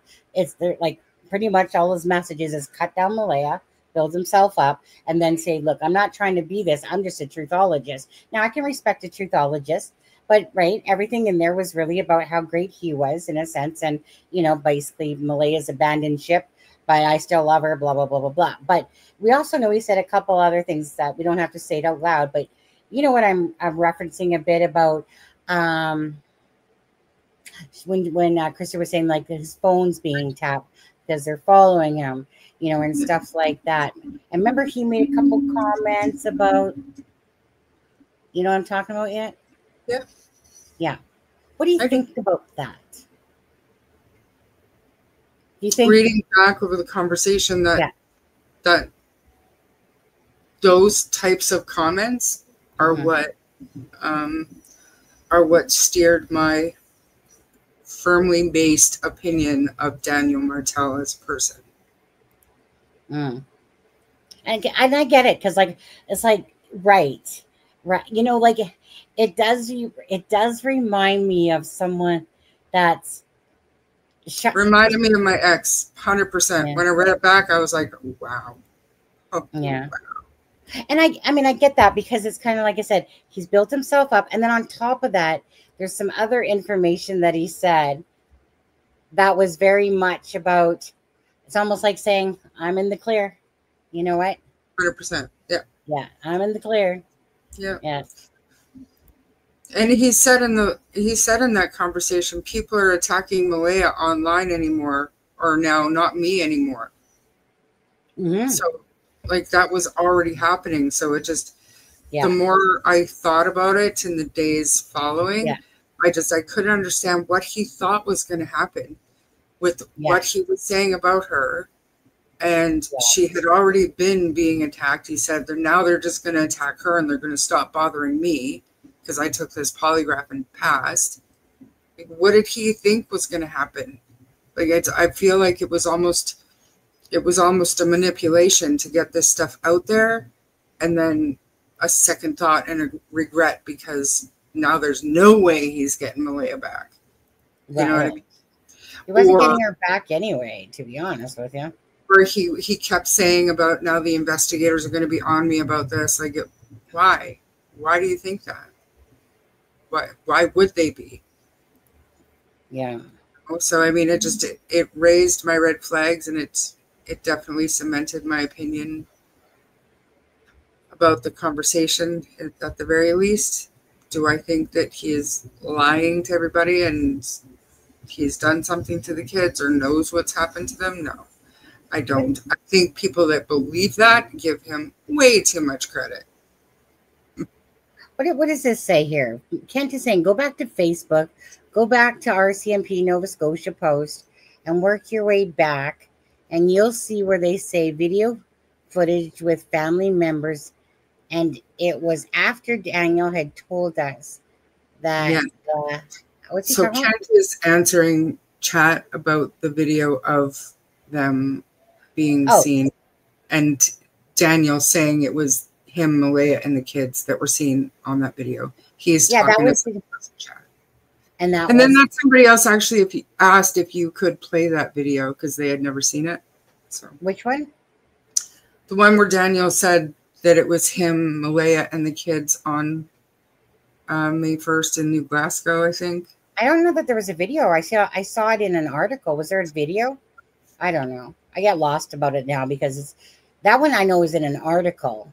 I don't know about a video that he actually said that.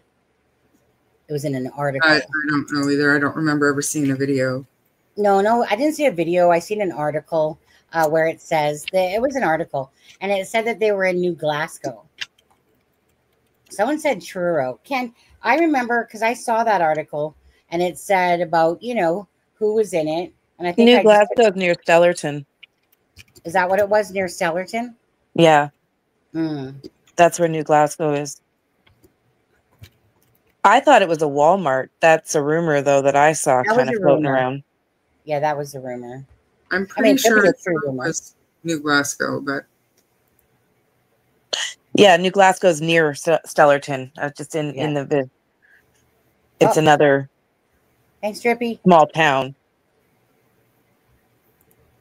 Oh, hold on a second. Did I miss Helena there? Helena, thank you. So actually, Helena, this $5 super sticker became a YouTube member and Drippy Thoughtsicles. It's actually, I never really thought about your name besides Drippy at the front. Now that I think about it, it's like a Drippy Thoughtsicles instead of a Drippy Popsicle. I think Drippy is very clever. If you look at some of the chats and stuff, some of the things he said, very clever individual. I'm watching you, Drippy. 1 second here. I feel bad for Daniel. I have no problem with defending himself on this one. Yeah, at the end of the day, like I said, I'm at the moment, I'm convinced myself at the moment that and this is only based on Daniel's words, and I know that they could be full of shit, okay? I definitely understand that. But I'm kind of looking at everything, and then I'm thinking what Sloan Bella said was like me looking at the magic puzzle pieces and going, oh, thanks, because I was trying to go up a certain line and I didn't know, I was looking at all the different avenues and I was like, yeah, this makes the most sense to me, and it still does, to be honest with you, at this moment, until something shows me different. I'll have to go back and maybe read these words, but at this moment, that's where I'm at. I think that one of these games turned into something more than what it was meant to be, and I think that this is just a game that went wrong. See, I think one reason could be possibly for Daniel's, boasting and kind of self-centered, I am greater than attitude. I mean, he could be insecure.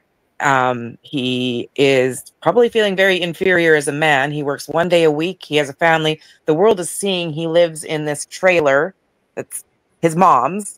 So he's kind of got to puff his chest out and make himself feel like he's a hero and try and push that onto the world as well. Because he's kind of been shoved into the spotlight all of a sudden. I'm sure he's not, the smartest, the sharpest tool in the shed kind of thing.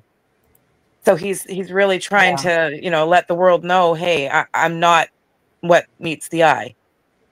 I'm more than meets the eye.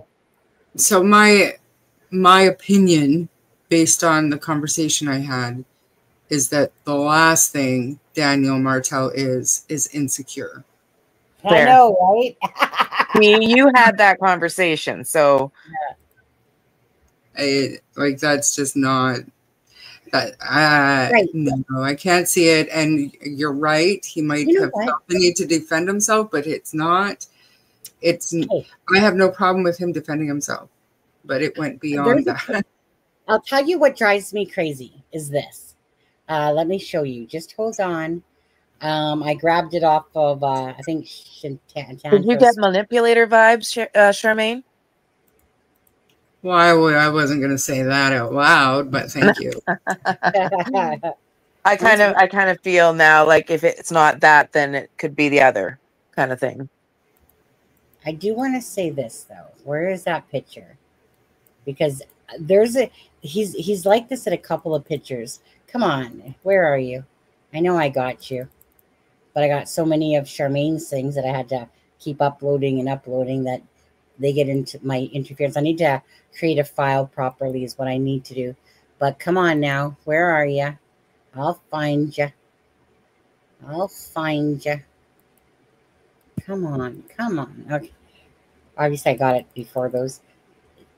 You guys got to, because you guys got to see this one, and you might have seen it, but maybe not.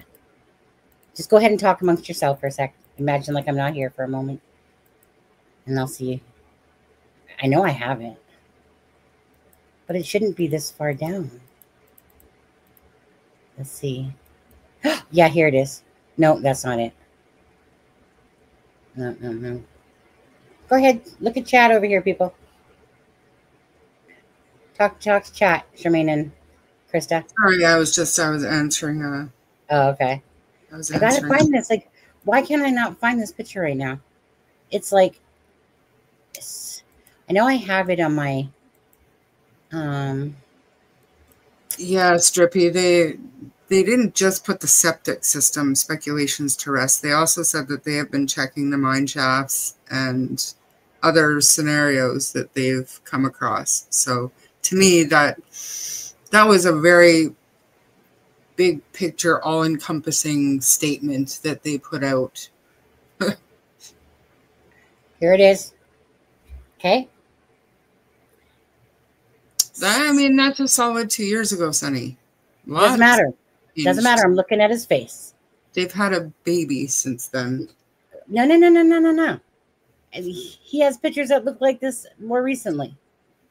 I'm talking about his face, Daniel's face. Doesn't he look like an abominable troll? Like, doesn't it remind you of like those little trolls with the hair? You shake them and their heads go all fuzzy. Well, so what I'm saying here is his eyes scare me. Okay, I've seen him in a couple pictures with these eyes like this, and every time I see it, honestly, I was gonna use this picture on a thumbnail, and then I just couldn't because I don't, his face, his eyes in this picture, and I've seen it in a couple more. His eyes scare me when he looks like a serial killer to me, to be honest with you. If I was just to look at this by itself without just judging by this picture, he has a couple like this. And when I see this picture, my instinct is evil inside there. If I was to go by what I'm seeing at this picture. But it's because we've seen him talk and stuff like that. But he has a couple with that exact same look. You can't tell me that that picture doesn't give you some creep vibes of Whose him. profile was this? Was this hers or his? Pardon? Was this hers or his profile? It looks like it's hers. Yeah. Yeah, it was hers. She was pregnant here. Eh? She was pregnant here with Meadow. Yeah, I'm just talking about him. Meaning I'm a person that looks at your eyes. I look through your soul type of thing to look at your eyes. So if this was an initial picture that I had, if I would have saw this picture right away, I would have been like, hell no to him. Like, hell no. That guy's got creep vibes to me when I look at this picture. I can see how you see that. Well, I mean, he looks like freaking Satan almost in this picture. Freaking hair going up like it's the devil thing cut. But his eyes. Yeah, he's got pretty intense eyes there. I've seen those eyes in a couple other pictures. Yeah, that's what I mean. His. Yeah. So I'm going to take that off because I actually hate looking at that one. There we go. Something more gentler and softer. Yeah, he does though. And I've seen a couple pictures, and that's why I'm like, dude, am I misreading you? You know, am I thinking you're this good, like better guy in a sense? You know, trying to come off as genuine. Because me and Charmaine keep flip-flopping on him, right? Because we're trying to, like, even my husband, when he watched the things, he was like, well, he comes off more sincere than she does. But when I see it, if I would have saw that picture originally, my gut instinct would have said, oh, no. That man's like, so got some crazy ass vibes, creep vibes in there, you know? And maybe he's like Charmaine doesn't think that he or Malaya had anything to do with it because she's thinking it's abduction.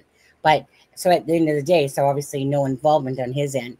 But for me, like I said, I always look at somebody's eyes because I look for softness, you know, if they have soft kind of eyes. And I do see that more with Malaya, you know, like the softer eyes and stuff like that. But if I was to look at this, I would see it the opposite way.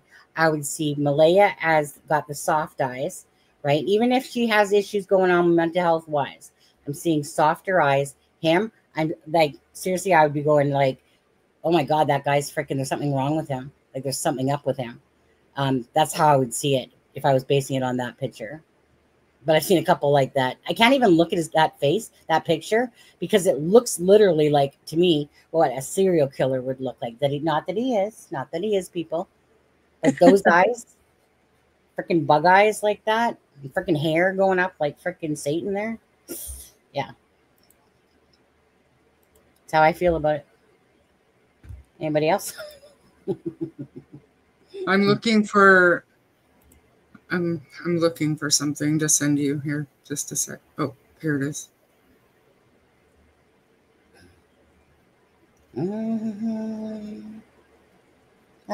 Kent, tell us more, please.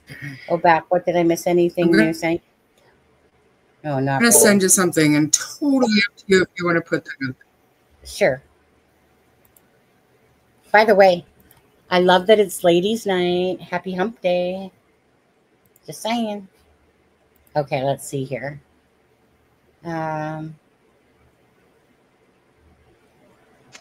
Oh, yeah. Well, we can put this one. Like, I mean, honestly, Charmaine, I'll show whatever you want me to. And I mean, I have to preface this with, I held this back because I didn't want to be responsible for the jokes and the ribbing that he would probably get. But at this point, I think that it's pretty irrelevant.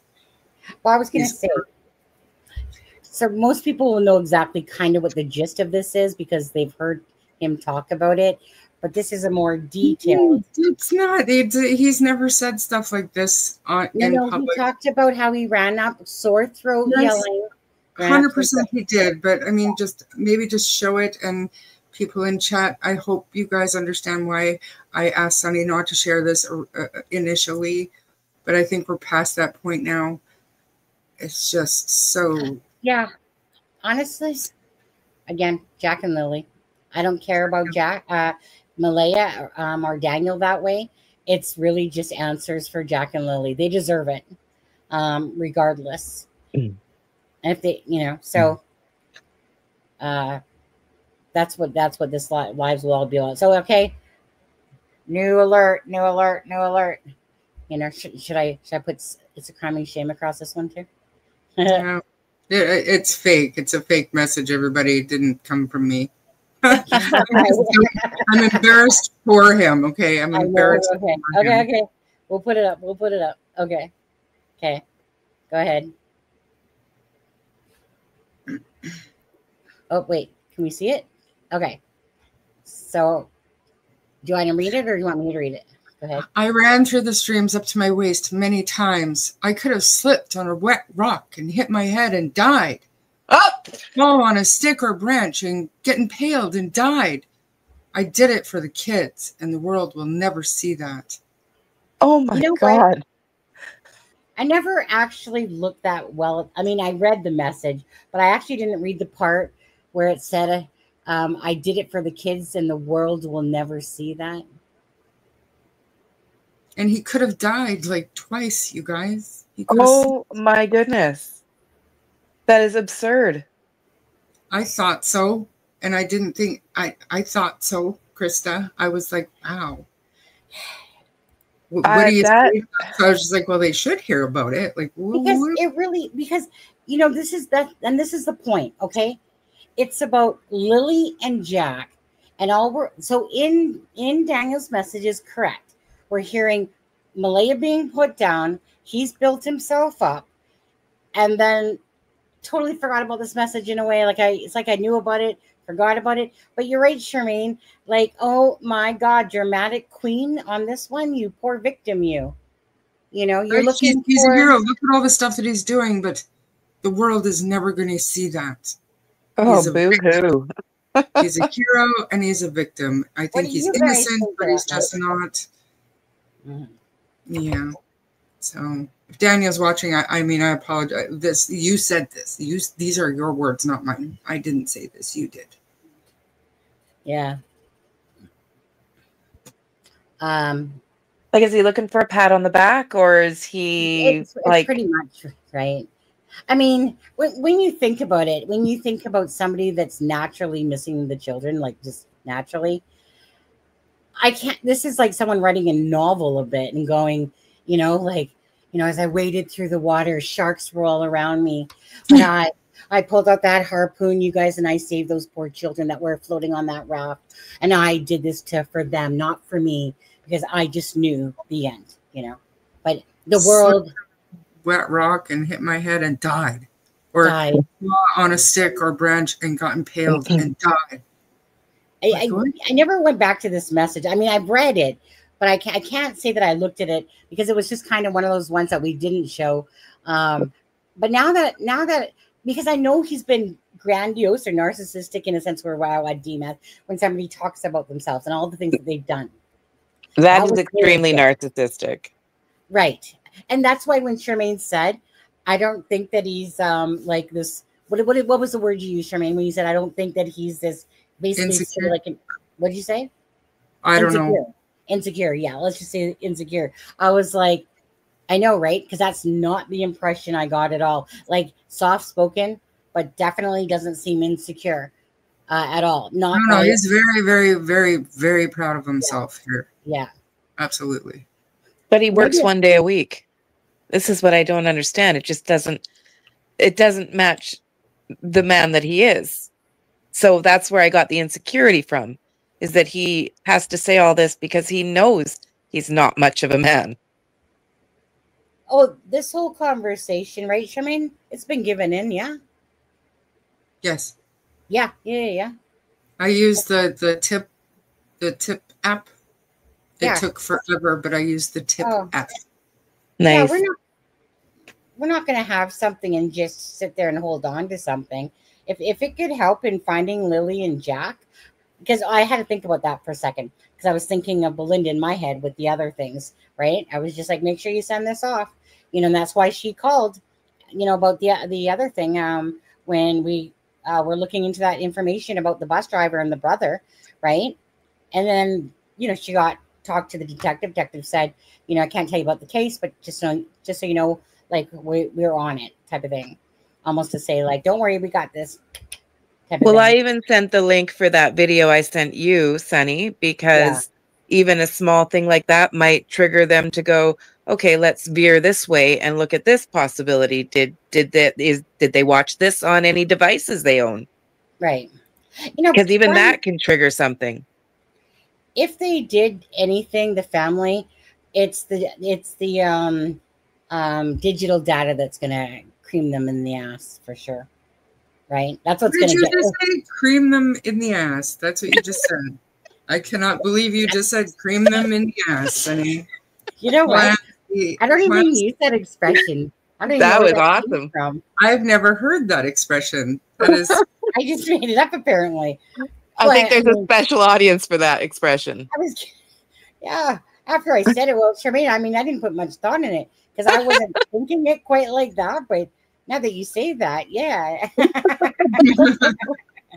My bad.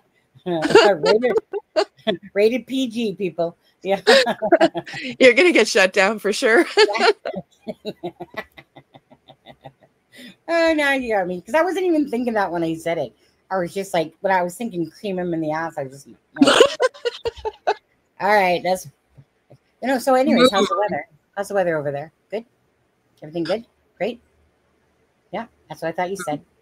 Okay. Me? So moving along from that combo, Charmaine. That was great. Yeah. Okay. So can you just read that one more time to me, Charmaine? Because I just really want to hear the way you said it again, to be honest with you. Go ahead. Okay. I ran through the streams up to my waist many times. I could have slipped on a wet rock, hit my head and died, or fall on a stick or branch and get impaled and die. I did it for the kids, and the world will never see that. That is hilarious.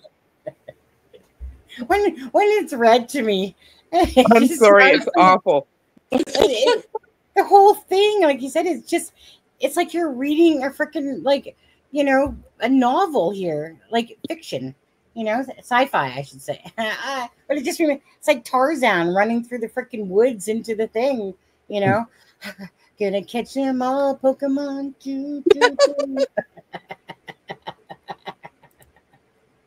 Okay. Now we're not making lighthearted of the case, okay? Make sure that because I was gonna say, just make sure that during this heavy stuff, we never ever make light of Jack and Lily's case, but sometimes when you read stuff like that out of a person. And you know what? When you're dealing with dark stuff, and this is dark stuff, when it's children, sometimes laughing is a medicine. Oh, I know. And I'm sure that even the police have to get out and laugh just to cope. Oh, yes. Yeah. I just want to, sometimes people get pissy about stuff like that. And you're like, look, I'm not going to, I don't live in darkness every moment. I do have to have that lighthearted part of stuff, but it's never because of the kids. It's because of something like that being written. It is pretty funny. Because you're picturing it in your head, right? I almost slipped on a wet rock, hit my head and died. Like twice he almost died, to be honest with you. But the song Run Through the Jungle CCR keeps coming to my mind. Yeah, right. I didn't picture him doing this. Like, I didn't picture him running through and almost falling and dying twice. What I couldn't wrap my head around is that I was speaking to a 33-year-old man who was talking like this. It seems very juvenile and very, very innocent and very just inappropriate for something to tell a stranger, and to be okay with it. You know what I mean? Like, to be like, this is a good thing to say instead of this sounds ridiculous. Like, I'm playing a victim here. I don't know. Kent, I was wondering what was taken out of context. I'm very curious. Were you in Durham Plays in school, Charmaine? I was in drama class. Yes, I took drama. I did not follow through with it because I sucked.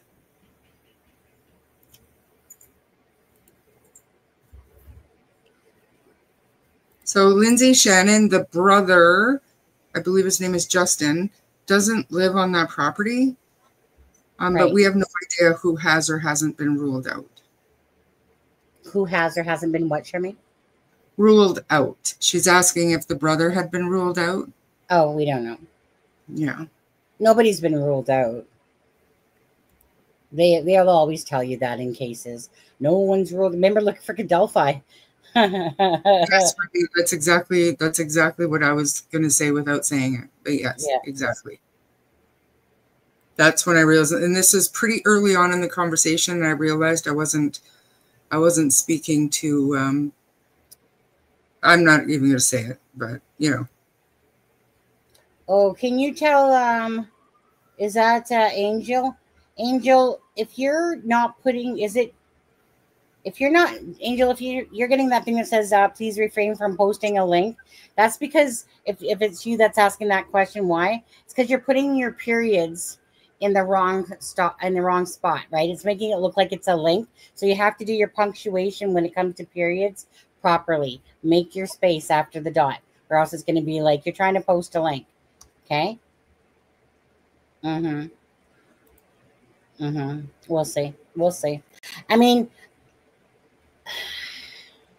what do you guys think about timeline here for this case maybe coming to a result? Do you think what by Sloan's Bella there, the end of June type of thing, where the case kind of takes a turn and information comes out? You guys thinking 3 months, 6 months? What are you guys thinking? What's your heart saying? I personally, I don't think that there are too many long roads to go down in this. I think that they're taking their sweet time, and I don't mean that negatively, whatever, but they're being meticulous and following up on all these leads, but they just simply don't have the evidence. So I think unless they find remains, I think it could go on for months. Yeah. So what happens here? What was another thing?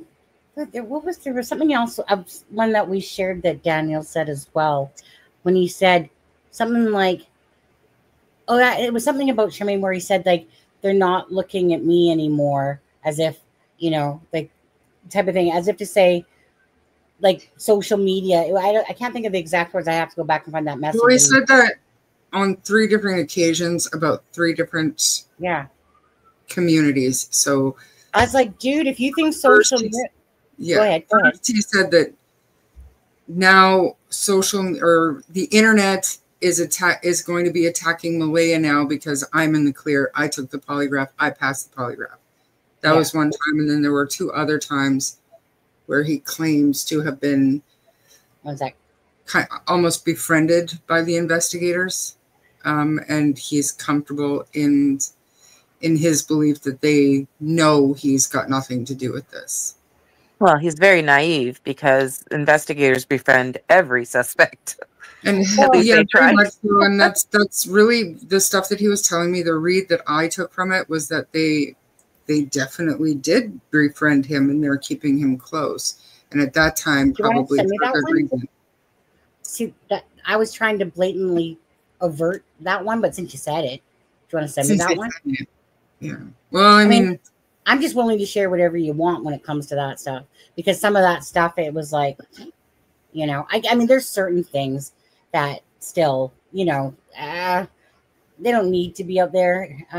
But that one there. So when people say stuff like that, I do kind of like it does make you almost red flag it when you're like, so you're so comfortable that the police are saying that you're that no problem. Like, we're going to give you more information because we know you didn't do it. You guys, this is just one This is just one, but there's another one that's similar to this, and it's just as ridiculous. But did you send it, Charmaine? Okay. Let me just see if I got the right cutoff area. Yeah, this is good, I think. Okay. It's so inexperienced and not at all in tune with the severity of what he's involved in. You know what I mean? Like, it would be easy for somebody, I think, to think that I had nothing to do with it and the police are really nice to me, so I know they believe me because they're really nice to me. You know, just shows you how naive he is when it comes to this kind of things. Like, most people in chat and here, we know that if my kid goes missing or my stepkid goes missing, I'm a suspect until I am not a suspect. There's none of this, they're nice to me, so they believe that I have nothing to do with it. There's none of that. Give me a sec, Charmaine. Yeah. And it's funny because Daniel, he does come off as naive and somewhat of a simpleton. And yet Malaya, I mean, she comes off as actually, when you hear her speaking, her articulation and her enunciation is very clear and good. She spoke of reading. She's an avid reader. To read novels, I mean, that's kind of a thing of the past now because everyone's on their phone. So she's got a mind. It's kind of like a opposites attract, I guess, kind of thing. And it 100% to me explains why Daniel does not want to lose her, because I don't know him as a person, but to look at her, she's drop dead gorgeous. She's got a brain on her shoulders. She was a good mom when Belinda was part of her life. That's what Belinda said. So she was a good catch. So I can understand why he'd be so, obsessed with keeping a woman like that. Mm-hmm. Mm-hmm. Mm-hmm. Sorry, I'm gonna tag these one. Just gonna tag it together, Charmaine.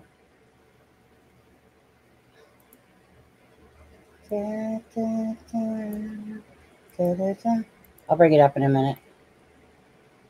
And her, I just can't figure out with Malaya if it's medication or if it's truly postpartum. Because I heard that she had stopped taking her anxiety medication, but what about the fact that now her kids have run off, or she has reason to believe they were taking whatever, but now she's standing in front of a news camera, and the reality of her disconnection is slapping her in the face in front of a news camera. That's kind of what I chalk it up to. You know, you guys are trying to make me change my thoughts again. Stop. Because now I'm going to flip-flop on this one again. I've been flip-flopping the whole time. Let me put it this way. I've been trying to see both sides of the fence, right? Like, meaning, okay, so if it was because Malaya was, trying to protect the kids and, it's my hang up was always with Daniel about who came across more truthful and who came across more deceitful in a sense. And both of them in the morning to me is just, like, it's almost like, okay, well, here's the avenue. But, like I said, I don't know the answer. Freaking now I feel like I'm going to flip-flop back over to Malaya here after listening to this. What is Eliza saying about an address? Eh? Eliza. I don't know. In the chat, she's saying something about an address, McPherson. Oh, she's talking about that. She's talking about that star that we were looking at yesterday, I believe. Okay. Right, Eliza? That star of David or something like that. I still haven't had time to look into that. I went to bed right after. I think you sent me stuff, Krista, but I haven't had time to look at that either. 1 second here. What was I doing? Oh, yeah, copy paste. Got to put Jack and Lily's name on it, too. Gotta have that. Gotta have that. Yeah. Things are earned.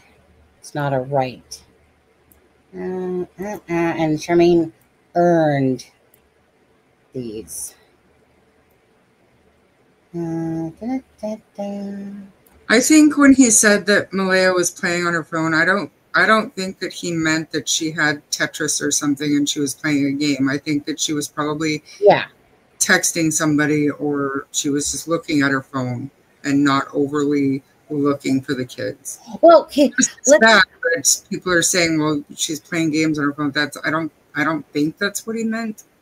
No, I don't think so either. Because I think he was talking about like the whole mom arriving. But the thing was, okay, now, but think it's again, look, gotta think about everything, right, Drippy? Thoughtsicles?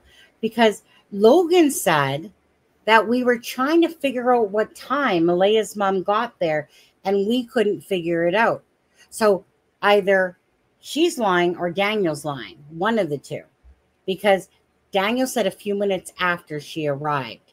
Now, so I don't know if Logan was avoiding that question, but she didn't overly come across like she was avoiding it. She was like, yeah, we were trying to figure that out and couldn't.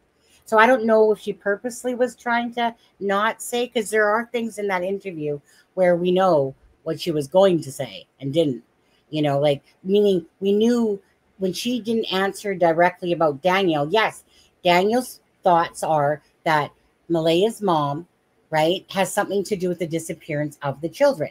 But she stumbled over her words because she knew the answer, but she didn't want to answer it. So she just flubbed up as she was talking. And you could see it, especially if you have knowledge. You could easily see it, right? But I mean, I get that she doesn't want to say certain things, perhaps. So I don't know about the mom, Malaya, arriving there, because according to Logan, she said, well, we tried to figure that out, but couldn't.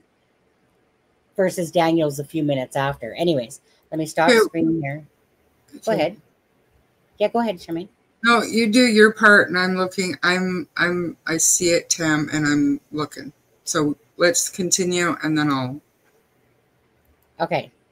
So here's those messages on there. I'll make them bigger. Can you guys see or no? Probably as big as that. Well, hold on. Let me get them. 1 second. Let me take off the banner. Where's my banner? Right here. Let me take that off. Then I could probably make it bigger for you guys. Yeah. As big as I can get it for you guys, okay? Okay. Go ahead, Charmaine. So I had asked him if it was true, the rumor that Cindy had done an interview that hadn't been aired yet. And he said, I don't believe that because I became good friends with reporters from Global, CTV, and CBC. They tell me they kick them out of the yard, and Cindy, tells them no media or questions must be asked through the lawyer. The world knows I have nothing to do with it now. I'm fighting to bring them home. And then he said, homicide detectives came right out and told me, we know you have nothing to do with it. I was the one that said, here's my phone and lie detector test. Let's do it. I brought that up. I asked for that. So. I'm sorry. I'm just looking at what Kent shared with me. Well, if in fact they told him that, they would, I'm sure, tell the public that he's been cleared. If they truly cleared him without a doubt, which not necessarily. I doubt they have. The RCMP, I don't think they would. I don't think so either, actually. Like, I'm going way far back, Tam. Can you just maybe retype what information you have? Because I'm seeing the comments and stuff, and I know you've got some information, so I really want it, but I'm just, like, I'm all the way, I'm back 20 minutes. How to send to her, crimingshame@gmail.com.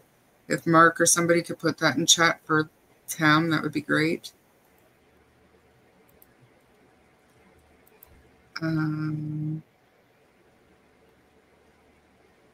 Yeah, you know, homicide detective. Yes, right. Okay, everyone got a good boo there? Yeah, you guys good? You got screenshots there, people that wanted them? They have now seized items. Like, what items and where? I'm still going back. I'm at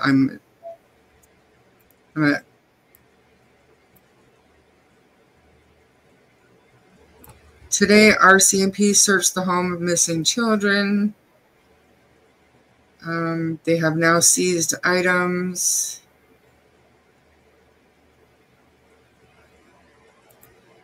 This is Toronto News. Yep, today they searched and seized devices, etc. They had authorization to do so. Let's hope this brings them to an arrest. Hey, Travis. How can I put that here, the picture? Email it to Sunny, a cramming shame at gmail.com.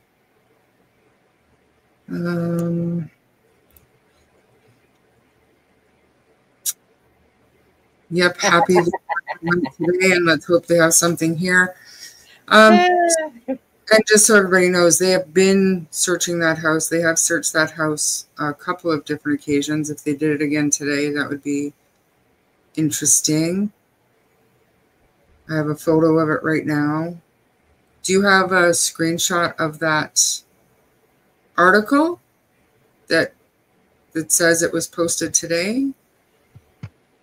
Well, that's isn't that in today's post that we already showed? About the devices? No.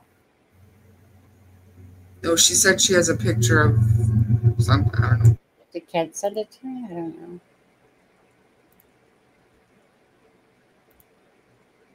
Okay, that's that one. Kent, I don't want to read that CBA one really, because they got the wrong Daniel Martell of that. Like unless they edited. Like, what about all this assault stuff? He doesn't have an assault. Daniel's records ever complicates the picture, because that's just not true. And that CBA is not it's not a reputable news publication. I looked into that. You know, if you look up, it doesn't bring it up. I mean, there's nothing. It's different acronyms for different companies, but not a reputable. He has a charge for 2011 for that was dismissed for like drug paraphernalia type of thing, but it was dismissed. So that's just another Daniel Martell member that lives in the same name in Nova Scotia, but it's a different one, different person. So I can't show that stuff, to be honest, because it's, you know, it's just feeding fuel to bullshit. So that's kind of like the same thing with Cody Lee Sullivan, right? It's Cody Sullivan, but it's not that Cody Lee Sullivan, you know. I just don't want to entertain bullshit. I'll entertain theories. I like those. Because at the end, she worked at a hospital. I've heard that she was in healthcare. Who? Cindy. I heard that too.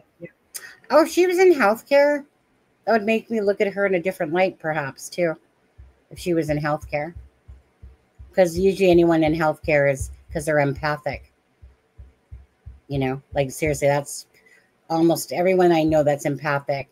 It's either a nurse, a teacher. We all kind of go into those same things, right? Those True, but there's some pretty bitchy nurses out there, I'll tell you. I had one, don't get me wrong. I had one. I told her that she couldn't be doing that job anymore. But I mean, they've had their devices for weeks, Tam. Yeah. So that's why I'm wondering, are you sure it's from today?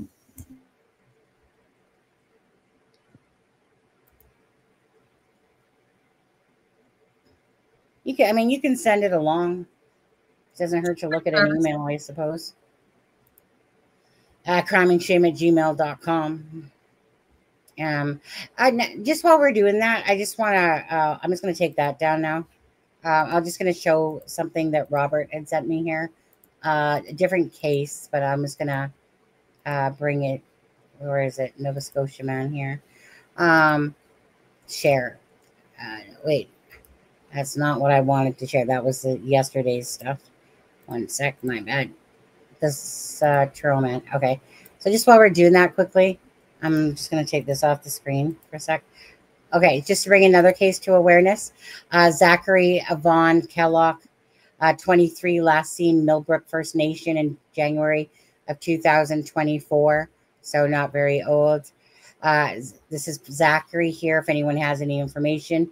So Zachary, we'll just say Gairloch, 23, was last seen in Millbrook First Nation. According to the police statements, his disappearance was considered suspicious from the beginning and is being investigated as homicide, Nova Scotia, RCMP. The case from Truro, Nova Scotia man who has been missing for 15 months, just like Sebastian, is now part of the province's major unsolved crimes program. Zachary, 23, left his home in Truro on the afternoon of January 14th, 2024, getting into a car with 2 other people.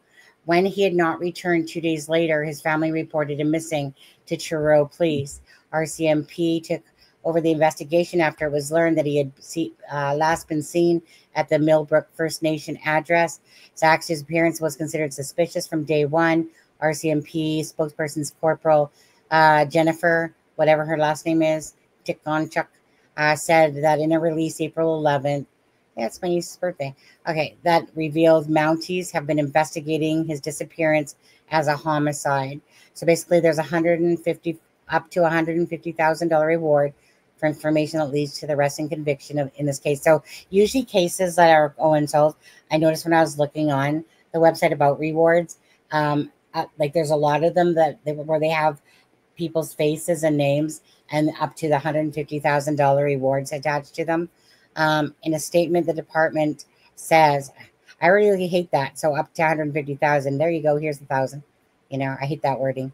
In a statement, the department said police believe criminality was involved in Mr. Gairloch's disappearance. The statement also noted, so basically Crime Stoppers, guys, 1-888-710-9090. But anyway, so that's Zachary right there again. Just to always keep, like I said, hitting the like, hitting the share, bring awareness out there, stuff like that. It's not for us, okay? It's truly for these children that are missing, you know, or families that are of the missing and the murdered, and just bringing awareness. So Robert sent me that one, so thank you. I thought I'd share that one with you at the moment. Okay. Now, did you guys have something that you wanted to show, or what was I doing here? I want to know, is there a way that we can brainstorm and remember about when they searched that mobile home? Right at the start. And when they, and how and when we found out that their devices were searched? Well, Kent, do you remember? Didn't Daniel state when his was? He did. I thought he said something about his being taken. Yeah, he did. It's like articles. Let me just take a look here. Because that would be fascinating if they went back today and took the stuff again. But they would have done a complete download when they had. And you would think that they would have a cloud-based thing set up on their devices that would automatically, anything that they did partake in or search or, you know, look for, or GPS coordinates, that they would have that at their disposal anyway. And Logan said Logan said that the investigators gave Daniel like a loaner phone for when at his phone. Do you remember that? Yeah, I just heard it again the other day. Yeah. Yeah. By the way, it, like I said, it says New Glasgow in that article. I was just looking at it again. It says Martell said police have retrieved surveillance camera footage in New Glasgow that shows himself, the children's mother, Malaya Brooks, and then it, you know, obviously whatever. But I was looking for about the devices stuff, but I put in devices and I'm getting a bunch of polygraph stuff. So, did we ever find out Daniel's sign? No, but I'd like to know what it is. I bet you he's a Scorpio. I think his birthday is in September, you guys. Oh, he's a Libra. I think it's in September. I shouldn't say 100%, but I think he's early September, so that could be Virgo. Well, Virgo early Where do you even get September. that from, though? Because I haven't seen anything. Oh man, stop making me think. I don't remember. Now, is that a rumor? Is that a rumor? It Rumor more than likely came from Facebook. The groups, not his Facebook. Let's see. Did you send me anything by chance on that? I don't know. What's Malaya? Don't know. Did she mention her birthday was on that video, the 16 video? No, all she did was say, I think, that she was 16 years old. I thought she said it was her birthday or something like that, or it was coming up, or I thought I could be wrong. I just remember her twice saying that something about being 16 years old. So maybe she did say something about that. I asked my cousin, cops don't normally give a loaner phone. No, right. I thought that was odd too. I mean, they didn't give Seth a loaner phone. There was probably a reason for it then. Here, take this. You can use this. Don't worry about it. You know what? Here. If he's as their buddy as he says they are, he wouldn't suspect anything. Right, that's right. Nova Scotia said he offered it up. Remember that he offered it up. I'm Sagittarius. Okay. You know what? Just for the fun of it, you guys. Okay. Just put out your zodiac signs. Okay. Cancer, Charmaine. I know what you are. Taurus. And I know this one's a Taurus too. Makes sense. Krista, you're a Taurus, right? I believe you said. I'm definitely a Taurus. Yeah, it's the men I stay away from. That's right. Taurus men are a little off. Abusive. Mine was. I'm not a fan of Taurus men. But you know, my mother-in-law, her birthday's the same day as my ex-husband's, May 4th. But I get along with Taurus females. You know, we're feisty personalities. We're strong. But yeah, men, like I said, that was 11 years of abuse on that relationship with that Taurus man. And Aries men, no offense, Aries and men in here, they're similar to Cancers, but they're more pompous. Don't hate me. Don't judge. Aries is my baby. Cancer. Taurus. You know, so the people that are attracted to this channel, like a lot of them, you're going to find Pisces. You're going to find a lot of Cancers, Pisces, Libras, and Tauruses, actually. But those are like the main gist of signs that kind of come in here. Yeah. July, I'm seeing a lot of Tauruses in the chat. You know. Let's see. Aquarius. My baby, my youngest son, not my baby, my spouse. Gemini. Oh, there's an Aries. Shh, Luke said nothing. Oh God, Aries are so nice. You guys are so nice now. No, Aries are very similar, but they're not as nice as Cancer. Just saying. I'm talking about the females, though. We're sensitive.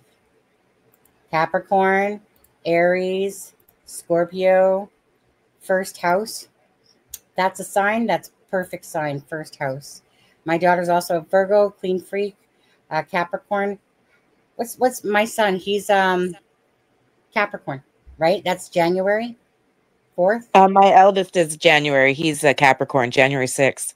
Yeah, so he's same thing. Capricorn. That's my brother's birthday, January 6th. Yeah. Scorpios.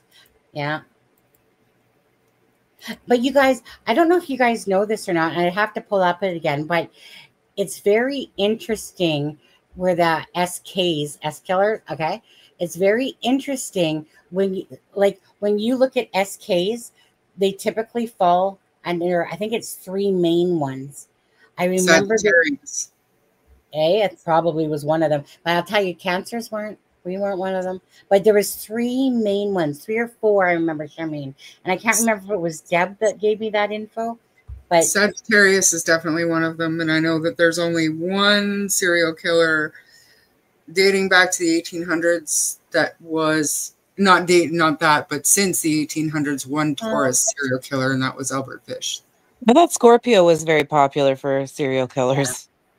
Yeah. Tam didn't get the email, so let's play a little game, okay? It's called @crimingshame@gmail.com. Not it's a criming shame, but at criming shame at gmail.com. A lot of people mess that up for some reason. No offense, but I just mean they do. They want to put it's a criming shame and or something. But anyways, didn't get it. Yeah, I'm gonna school you today. Difference, Drippy. Just R69, you know it. Perfect position. Detail. Hey, you're interrupting the 69 sign.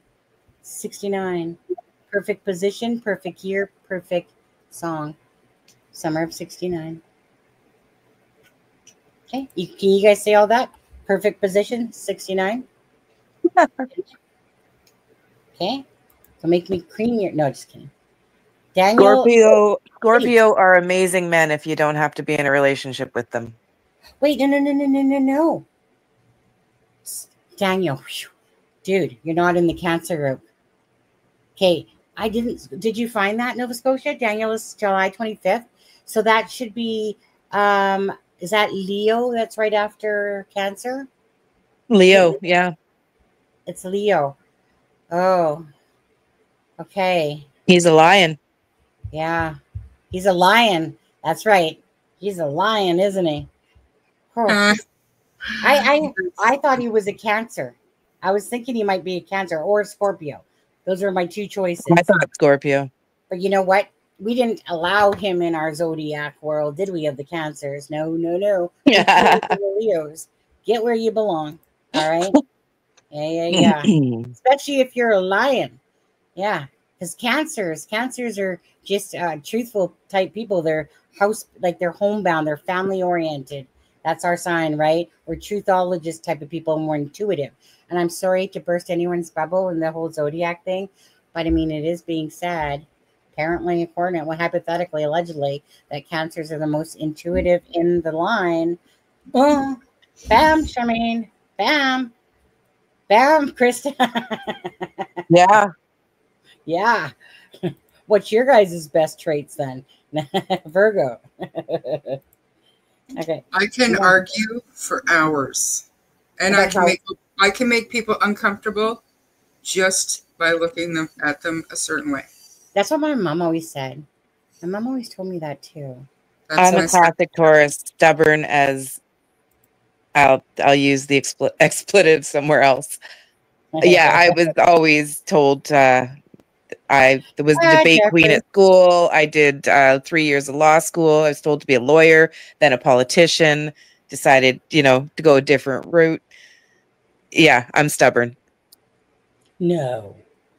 Taurus, stubborn. And I like fine dining. It's the whole food thing, the wine and the food and that whole. And being comfortable, and I don't need a lot of material things, but the material things that I have, they have to be the good stuff. They have to be the stuff that Sunny sends her for her birthday. That material type of stuff. I know. And that's probably why we all get along. We're feisty, but we're fair, in a sense. But, we fight for what's right and stuff like that. But I'm non-materialistic. My twin sister became materialistic because when we grew up, after my mom left my dad, right?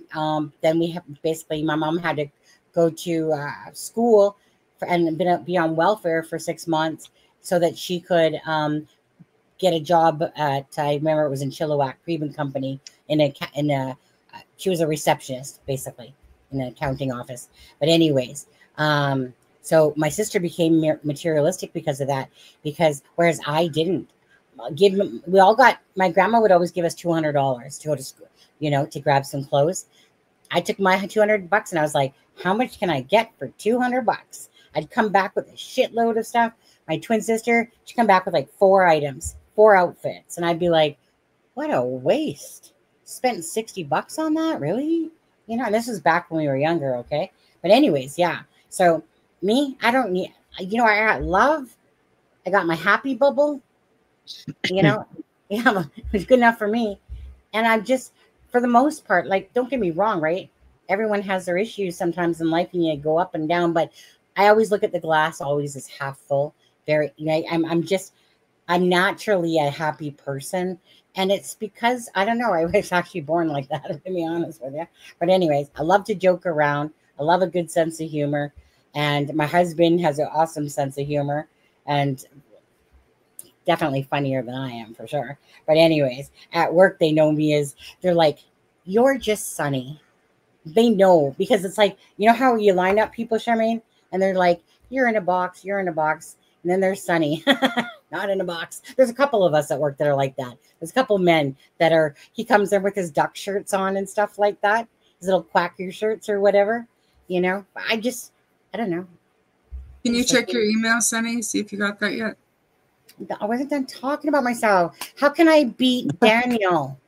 If you're How can I beat Daniel? Come on now. No, nothing.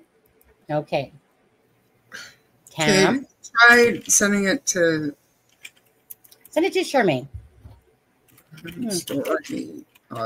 My email is so long. Okay, Virgo, Scorpio scare me. No, I'll tell you where it scares me is those eyes. Those Are you eyes. ready, Tom? I'm going to post my email, copy and paste it, and then send it. Yeah. Yes, AI Henry, August 1st would be a Leo. It's so funny here because it's really Al Henry, but he's my AI person. Is it Al Henry? No. Just leave it alone. It's AI Henry. Because then you'll start calling him Al Henry like he wants. He likes it when I call him AI Henry. Serial killers. Reveal the 4 signs. Yeah. No. That is not true, Remy stuff. Cancers, Pisces, they're not even in the realm of that. Well, maybe the Pisces. No, I doubt it. But Cancer, I've seen that list. And Cancers, they're no. I don't know where you got that crap from, but that's not true. Because I've seen the list of the birthdays for the SKs. And Cancers are not even remotely close in that section. Where did you get that bullshit from? AI? Yeah. I know that for a fact. Did you get that email, Tam? truecrimestorypod@gmail.com. Is my email that hard? Libra. Patty. No, receive it. Send it to truecrimestorypod@gmail.com. Shit, mine's shorter than yours, Charmaine. I know. truecrimestorypod@gmail.com. Well, I have reason to believe that they have been copy and paste this, Tim, and use this one. Said why? truecrimestorypod@gmail.com. It's fine.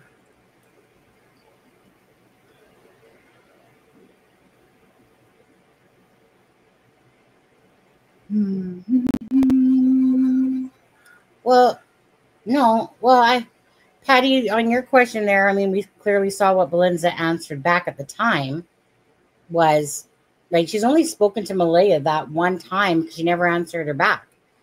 And she said, basically, you know, I agree type of thing, because obviously she's not thinking that, you know, Malaya or Daniel had anything to do with it. So she said, you should be asking for an Amber Alert. So it's not like she has spoken to her after that. Taurus. Where does it say that? I'm not sure what that's for. I guess it's on his old Facebook when he was... Oh, thank you. Hey, Nova Scotia. Because, you know, I keep meaning to go over there. I know her name is Christy. Can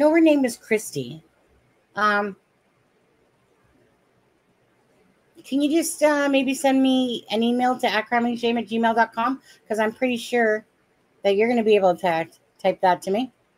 @crimingshame@gmail.com and send me the actual last time. I'm sure I could find it, but hey, you know what? If it saves me some time, because I've been over there. No, that's not true. I've watched Shintaya Speaks or whatever. God, she has a hard name. And her showing stuff from it. But I'd like to go over there myself. July 25th. What about Malaya? When's her birthday? Anybody? I'm a Sagittarius in the year of the dragon. I'm a rooster. Cock-a-doodle-doo. Any cock will do. Cock-a-doodle-doo. I'm a rat. What are you? Year of the rat. Oh. I don't tell people that. I mean, it's bad enough saying rooster, but I mean, a rat's even probably worse than the rooster. Mm-hmm. Oh, like, give me a unicorn or something. Give me a dragon, yeah. Freaking rooster. What's my aura, Vanessa? Read my aura. I've never had my aura read. I'm a snake. You mean? Definitely, Krista. I knew that the minute I even laid eyes on your name. Absolutely. You know what? This is where everyone needs to take that what Bragg's and whatever test. You know, the one 16 personalities. See what kind of psychopaths are in the what your type personality is. Mine is a campaigner. I'm like an ENFJ. No, not J. Extrovert, intuitive. ENF. What does the F stand for again? I don't know. All I know is I'm the campaigner. Fun. There you go. Yeah, fun. Yeah. Full of life. Fun. Anytime, Henry. Stable. I'm non-materialistic myself. I hate spending money. Why don't I believe that all of a sudden? Okay, I believe you. I don't mind. Like, I like spending money, but I like spending my money on other people. Yeah, like me. It's ridiculous. Yeah. It's like really ridiculous.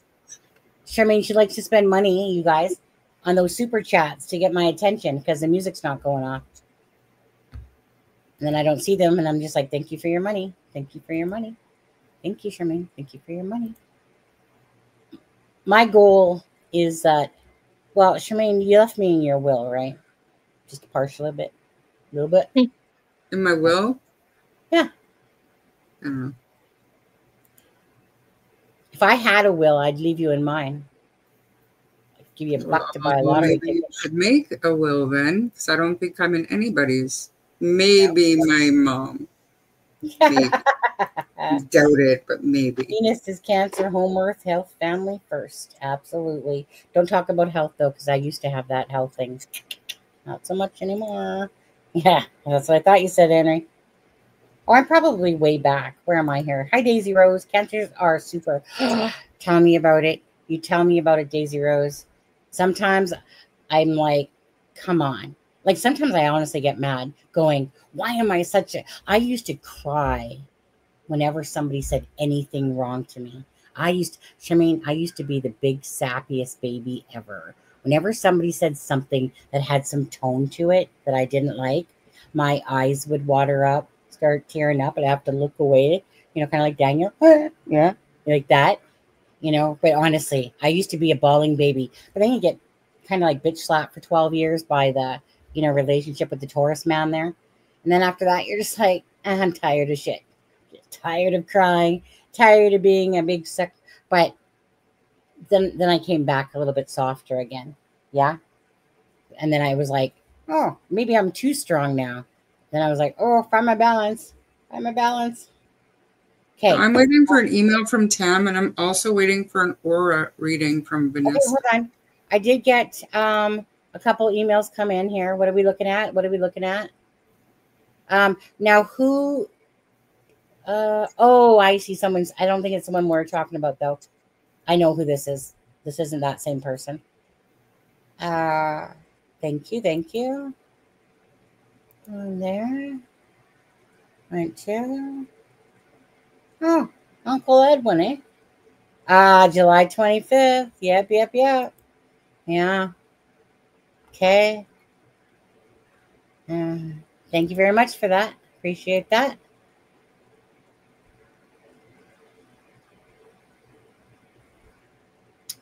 You have two names. You got two names going on. Okay, thank you.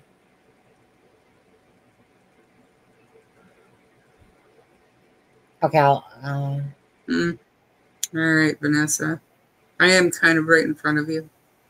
I was excited there for a second. I've never had my aura read. Well, what happened? Did she not read you?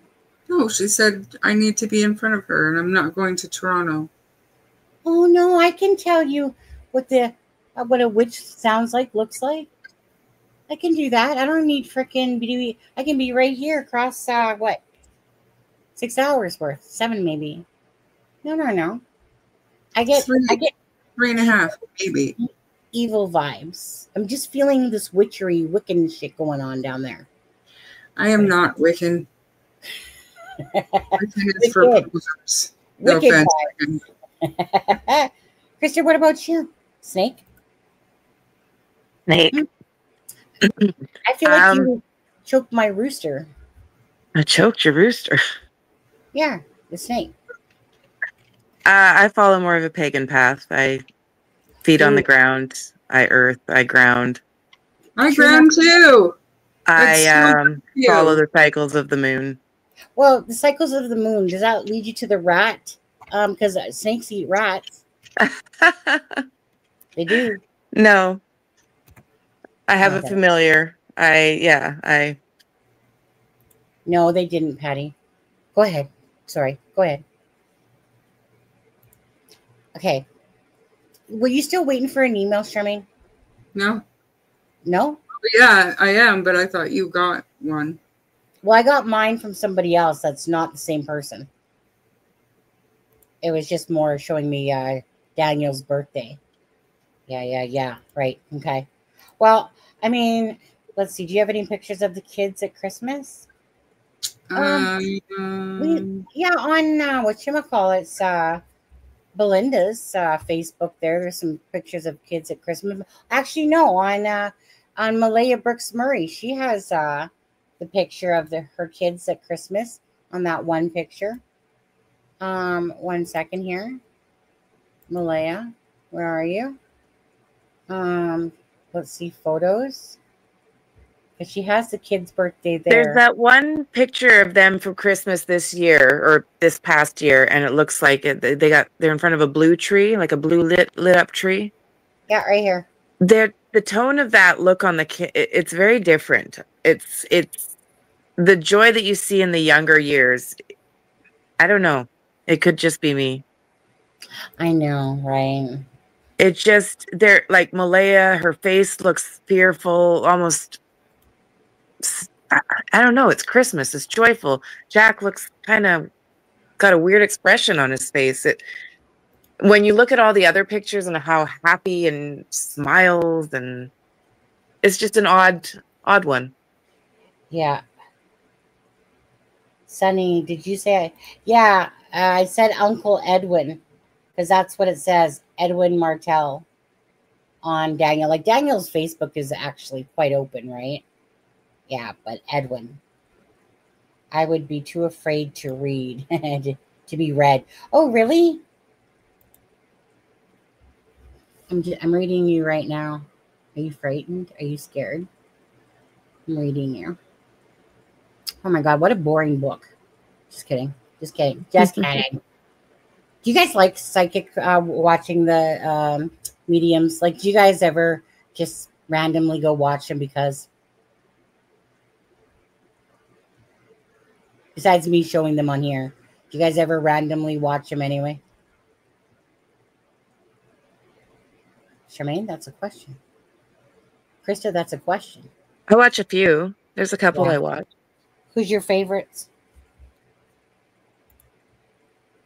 I do like Trish James. I do like Trish.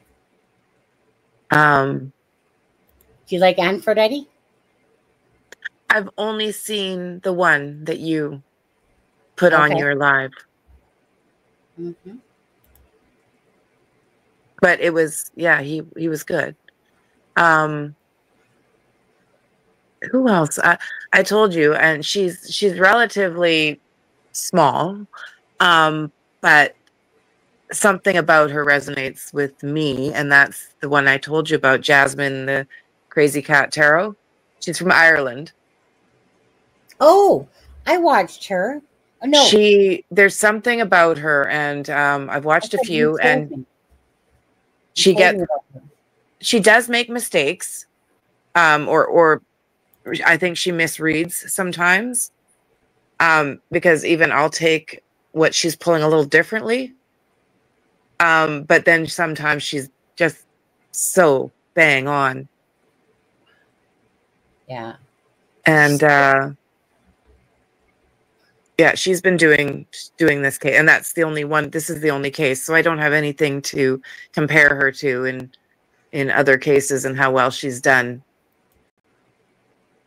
I meant it. You're the one that actually told me, and then I forgot until you just said it now. So I'm like, somebody told me that name recently. And say it again.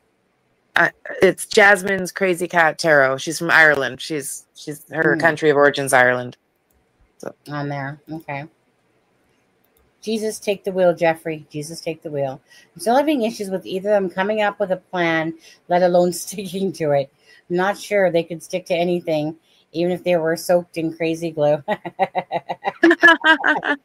Jeffrey's been funny the whole time going around. You guys see his comments? He's going, something like, I've been trying to look at both sides of the fences. He goes, but I don't think that they could build a fence or something like that. Pam sent it from Brian Burke email. Did you get something from Brian Burke? I didn't. Now I did.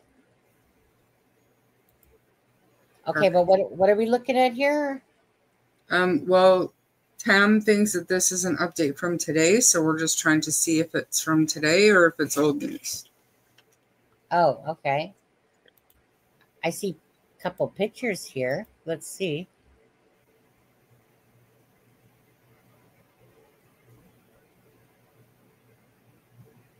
Huh.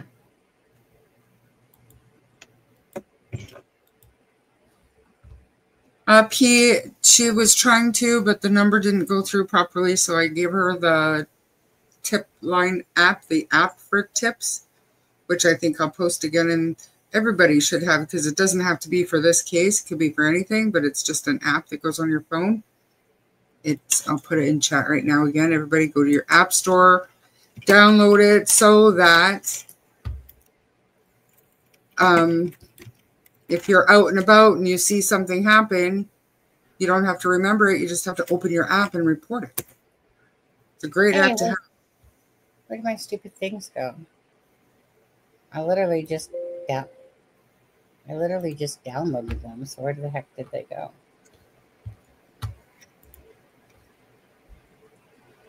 Download. Yes. Download. Yeah. What I think we have here is possibly information that was already out. And then they're just talking about the case. But 1 second. I'll let you decide, Sherman. Image file. There they are. Now all of a sudden the other one showed up. So this is the first image.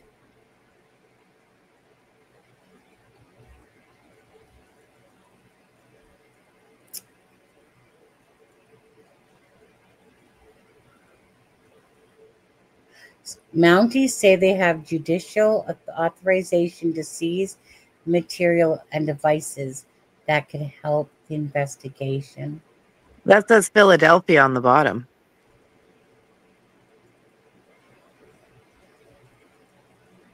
Well, we are Mounties, though. Yeah, that's puzzling. And I mean, Alberta calls the RCMP the Mounties on the news all the time. But that's neither here nor there. But puzzling if this picture was taken today, have judicial authorization to seize. That's different than. Oh God, that's Philadelphia. That's a baseball game, guys. That's not Philadelphia Channel. It's Philadelphia and versus the Cubs. It's a baseball game going on there. So what's that picker from then? What is that? Because it's kind of like it doesn't. See, guys, I'm missing almost 6 weeks ago. This is current. Scarborough. Oh yeah, RCMP. This is current. Oh, so that one says RCMP search rural Nova Scotia home and property. where 2 young children went missing almost 6 weeks ago. So this is current. 6 weeks is this coming Friday. So it's current. What did it say? What is this? It's weird because what's the source? Oh, CP. Okay, see, is that CP24? Scarsborough. I don't know. So that's CP24 is legitimate. Yeah. I see that up in the middle or the top I can third. see it. Yeah, where the blue is, above the blue. Yeah, and this says, Mounties say they have judicial authorization to seize materials and devices that could help the investigation. Huh. Now pull up that update from the RCMP again, because they didn't say that in there. Yeah, so that it must was have all in the press release that we did off the top. Yeah, you're talking about, okay. So, 1 second. Present. I said this was going to be 2 hours and it's 3 hours, but well, I'm going to go soon here. So I'm hungry. I'm hungry. Just a minute, Eliza. Okay. I'm going to see if I can do this. Are you watching, Eliza, and everybody else? Let me just.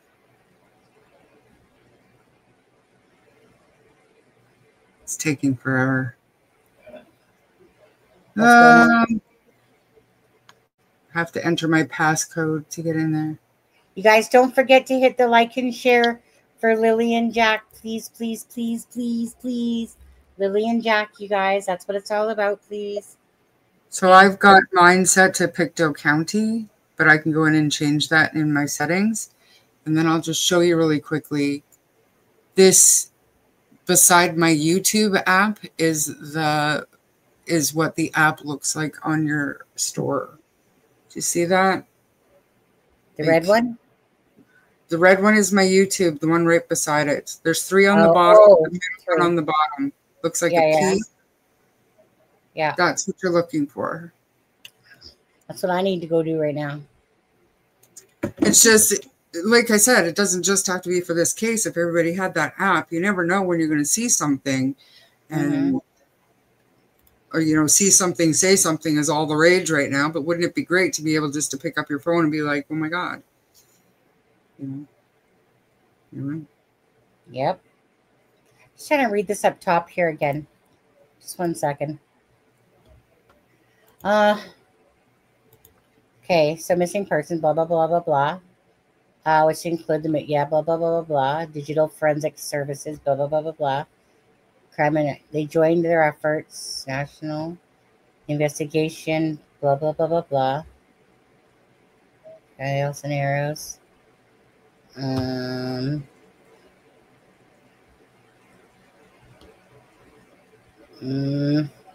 guys seeing anything that I'm not? Extensive property searched. I don't see anything here that says not that it's happening today. Somewhere in there it said that they formally, including polygraph, extensively searched the property from which the children went missing, including every aspect of the home, grounds, outbuildings, nearby septic systems, wells, mine shafts, culverts. Been granted numerous judicial authorizations to seize and examine materials and devices that may provide information. Where is it? Where are you reading that, Charmaine? Up to the top? It's down? The last, no, that is the last bullet point. Okay. Okay. Been granted. Okay. Yeah, I see that. So that's the exact okay. So this is so that's what it's talking about. Mystery solved. Yay. Yeah. Mystery solved. So the way that the news, of course, has it. They made it sound like it's happening today. Yeah. Yeah. Yeah, that's just in reference to what's happened so far. You guys, we need just 1 second here. Where are we? We need 8 more subscribers to reach 15,000. Any chance we can do it during this live? Calling all friends. Calling all friends. 8 more subscribers. Anybody? Shemaine, don't forget to subscribe to the channel. I know you haven't. I've subscribed from this channel, and I've also subscribed from my True Crime Story channel. I think I'm subscribed. I think I'm a member too. Let's see. Did we get 1 off of that, please? Let's see. Ah, we did. There's one. There's a person that just subscribed. Thank you, person. Whoever that was, thank you. I had my Streamlabs open. Well, I do have my Streamlabs open. It says my has subscribed. That was 9 days ago. That's the biggest update that it gave me was 9 days ago. Hold on. What good are you, Streamlabs, if you can't keep up with shit? Yeah. 9 days ago. It's on the ball, I see. Considering we've done a live almost every single day. Thank you, thank you, thank you. Let's just take a look here. Oh, the poll, you guys. It was it said less my typing, horrible. It says, how does the new update make you feel? Thankful for this update, 46%. Makes me think they aren't close, 15%. Remaining hopeful, can't even spell that word, 29%. And we hear you and working hard. I think that pretty much every sentence there I didn't get right. 10% for that. So thank you guys. There's 187 likes as well. And I know there's 207. Oh, hey, I went blurry or something. See that? I know that there's 276 people watching right now. DNA, please. Buzzkill Charms, like we're as respectful as, or more respectful in my opinion than any other channel. Anything that we make light of, it's to give a little bit of levity to this very dark subject. Buzzkill Charms might be family, so they made a comment just asking not to talk badly about the family or whatever, but then they also said our family is scared and anxious enough for everyone without the judgment. So that leads me to believe maybe they're a family member. Well, obviously. Yeah. On there. Well, let me put it this way. I think we are a very respectful channel. And if you are part of the family, and just like Belinda, which is paternal grandmother, if you are, honestly, Jack and Lily, we don't make light of that. Okay, this channel does not make light of the cases, but can we chill out and relax a bit? You see, you have to recall that we don't make light of the cases, but also by the same token, right? If this is your family, this is your part of your family, not mine, but yours. So we don't ever make light of cases, but during a live, we can laugh about things and not, because again, for you, if you're, like I said, the actual family member or part of the family, this is a whole different ball of wax for you, right? But we are one of the most honest, truthful, non-deceptive, blah, blah, blah, blah, blah of channels. So I can't say anything more than that besides, if you are part of the family, prayers to you. Anything to do with Jack and Lily, that's all that matters, is Jack and Lily to me. Family members come secondary at all, because the victims are the ones here that are the most important things, right? That's why we cover it. So in saying that, again, for people to cover these cases and bring awareness to it, there should be a lot of thanks as well from the end of it, for sure. But we don't ever will disrespect a case, right? Us being lighthearted about stuff, whatever, absolutely. It's too thick of a environment. I'm not a deep, cold, like, what do you want to call it? Deep, dark personality. You have to have some sense of laughing and humor amongst this all, because it's and not. I don't know that we've ever. I don't think that we've ever dived into Daniel's uncle, and I don't know that we ever intended to. So I don't think you have anything to worry about. Yeah, maybe some people have, but I doubt it. Whose uncle is he referring to? Edwin. Daniel's, I believe. According to Vanessa, this is a member of Daniel's family, and asked us not to bring the uncle's name into the public, and I had never intended to. Well, at the end of the day, yeah, I mean, I only looked down at the email, saw the word Edwin, and I kind of laughed because of the name Edwin, to be honest with you, because it's not a name that you typically hear about.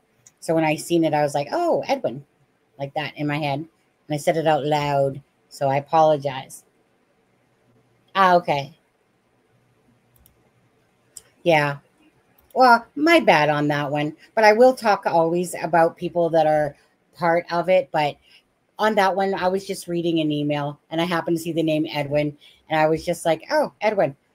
Because I haven't seen that name it's an older name, Edwin, right? Or maybe it's more on the Nova Scotia side. But it's certainly a name that I don't really hear very often. Okay. Well, since you're here, and so then obviously that means you're part of Daniel Martell's family on that side. Arnie Maxter, very good point. This is a place where people can talk about their feelings and thoughts. We may not be related to Jack and Lily, but we are impacted and care about them a lot. Absolutely. That's very true. Is this your first time more about my family? You don't have to talk about anything, actually. You can just stay and watch or not. It's up to you. Either way, anyone that's going through pain with Jack and Lily's case, honestly, anyone that has no involvement or whatever whatsoever, prayers to you. I would never want to be in the shoes of this. Again, Belinda, every time, she's shared information and stuff like that, keep this case out there, keep it alive. It's important. To keep these cases, because if it wasn't for true crime, trust me, the news media dives off of it, until something usually happens. Because if nothing happens soon, the media is going to mostly be out of the picture, besides little updates here and there, right? So it's one of those kill charms. The most important thing is keeping Lily and Jack in the forefront. That's what is the most important thing to do. Absolutely. Those are the names that we should be keeping in the forefront. Absolutely. But still, at the end of the day, prayers to any family members out there that literally are going through this. It doesn't matter if it's your family, because there's so many cases out there in that. But this one we're covering, Jack and Lily out there. And my heart just goes out to the family members, but especially in this case, Belinda. She's done everything she can to give information, bring awareness, and just be honest and open as much as she can. And mad respect for that woman, for sure. It's just really, like I said, it just really sucks, when you see this. And they just vanish. Gone without a trace. Maybe a trace. Just gone. Anyways, I don't overly send it. Yeah, no. I get family if they come in and stuff like that. It's kind of like that Kelly lady coming in. I respect the fact that it's Cindy's her friend and she sees everything in a different light. We're not here for that. Like I said, we don't know these people personally and stuff like that. But they're all more than welcome to speak to us and enlighten us. Absolutely, 100%. Yeah. He said he wasn't about to say anything more about the family, or he or she or whatever. Yeah. Sunny and Bud Skiltron both handled that so respectfully at the end of the day. Again, just doing our thing, bringing awareness, covering this case madly because of Jack and Lily. And secondary part, is because to me, to honor Belinda.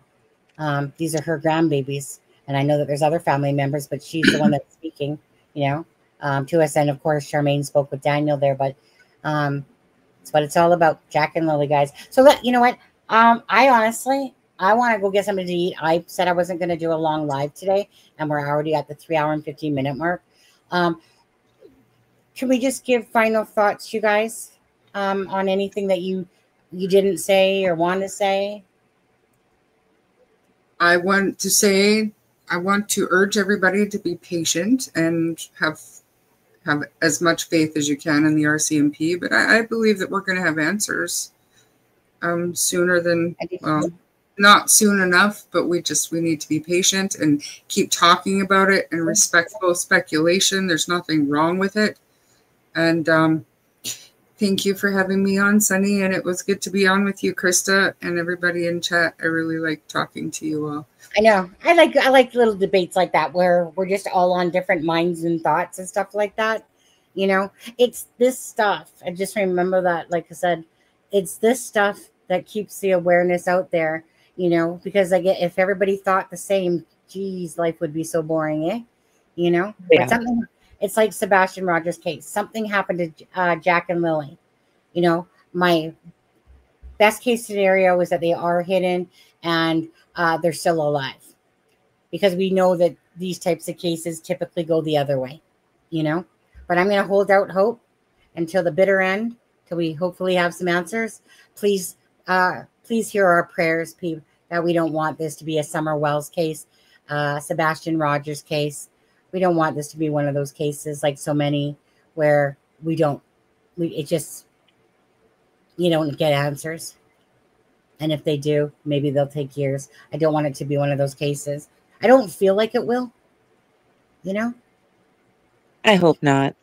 Yeah. I think the RCMP are onto something, and like Charmaine said, I think we have to just be patient. And I do think that with that statement that came out at the end, where they did say that this could be longer than they'd like, they're trying to set the public up that this isn't going to be, you know, a month or two. This could be, 6 months to a year that they get their end result. I hope not.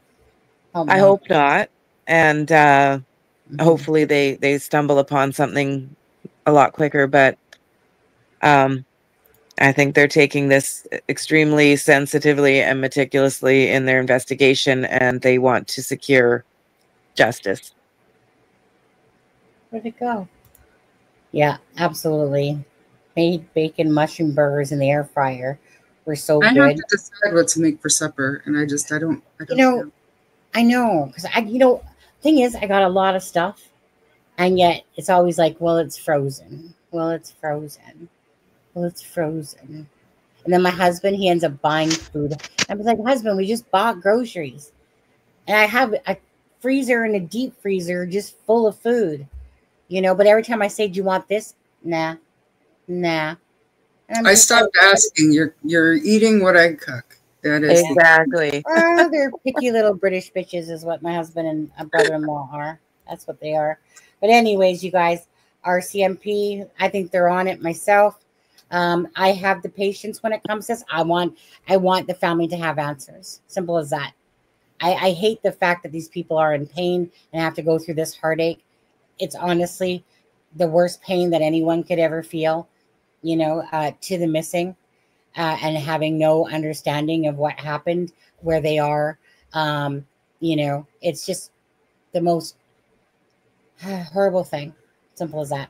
Anyways, you guys, so before we get going here, Helena. Okay, I kept thinking of the volcano. Helena, thank you so much for your $5 super chat. New member as well. Drippy Thoughtsicles. Thank you for your thoughts. Joseph, thank you for your jokes. He was just one of those quick wits ones, on there. Anyways, thank you guys. And anyone, again, who's ever watching this live, if you haven't subscribed, please subscribe. We're getting there. This channel is about awareness, and that's what matters. And again,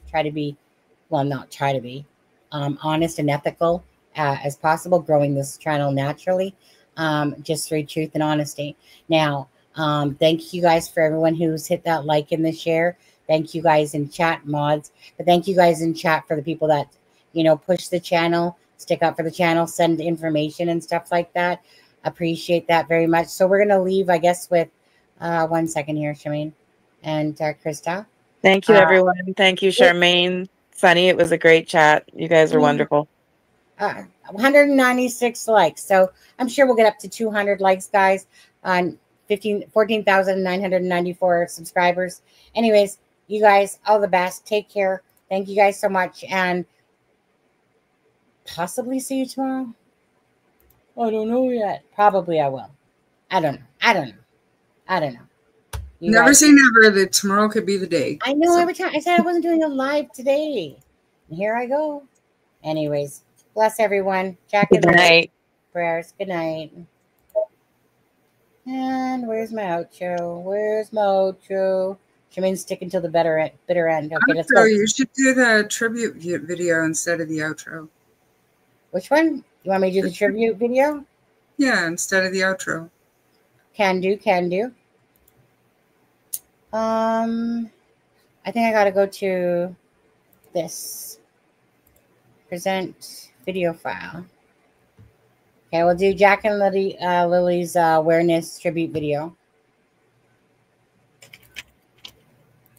A little girl and a boy went missing one day. It was on Friday morning, the 2nd of May. People went searching in the woods there and back for 2 little children named Lily and Jack. The girl was just 6 years, the boy he was 4. While others were sleeping, they walked out the door. As time it went by and turned into days, no sign of those children, the news it did say. Where's Lily and Jack? Where can they be? So sad and heartbreaking for each family. Not a trace or a sound from Lily or Jack, who walked out the door and they never came back. Lansdowne Station, it was their home. In Nova Scotia, 'cause there they did roam. Let's not forget them and let us pray for the 2 little children still missing today. Where's Lily and Jack? Where can they be? So sad and heartbreaking for each family. Not a trace or a sound from Lily or Jack, who walked out the door and they never came back. Who walked out the door and they never came back.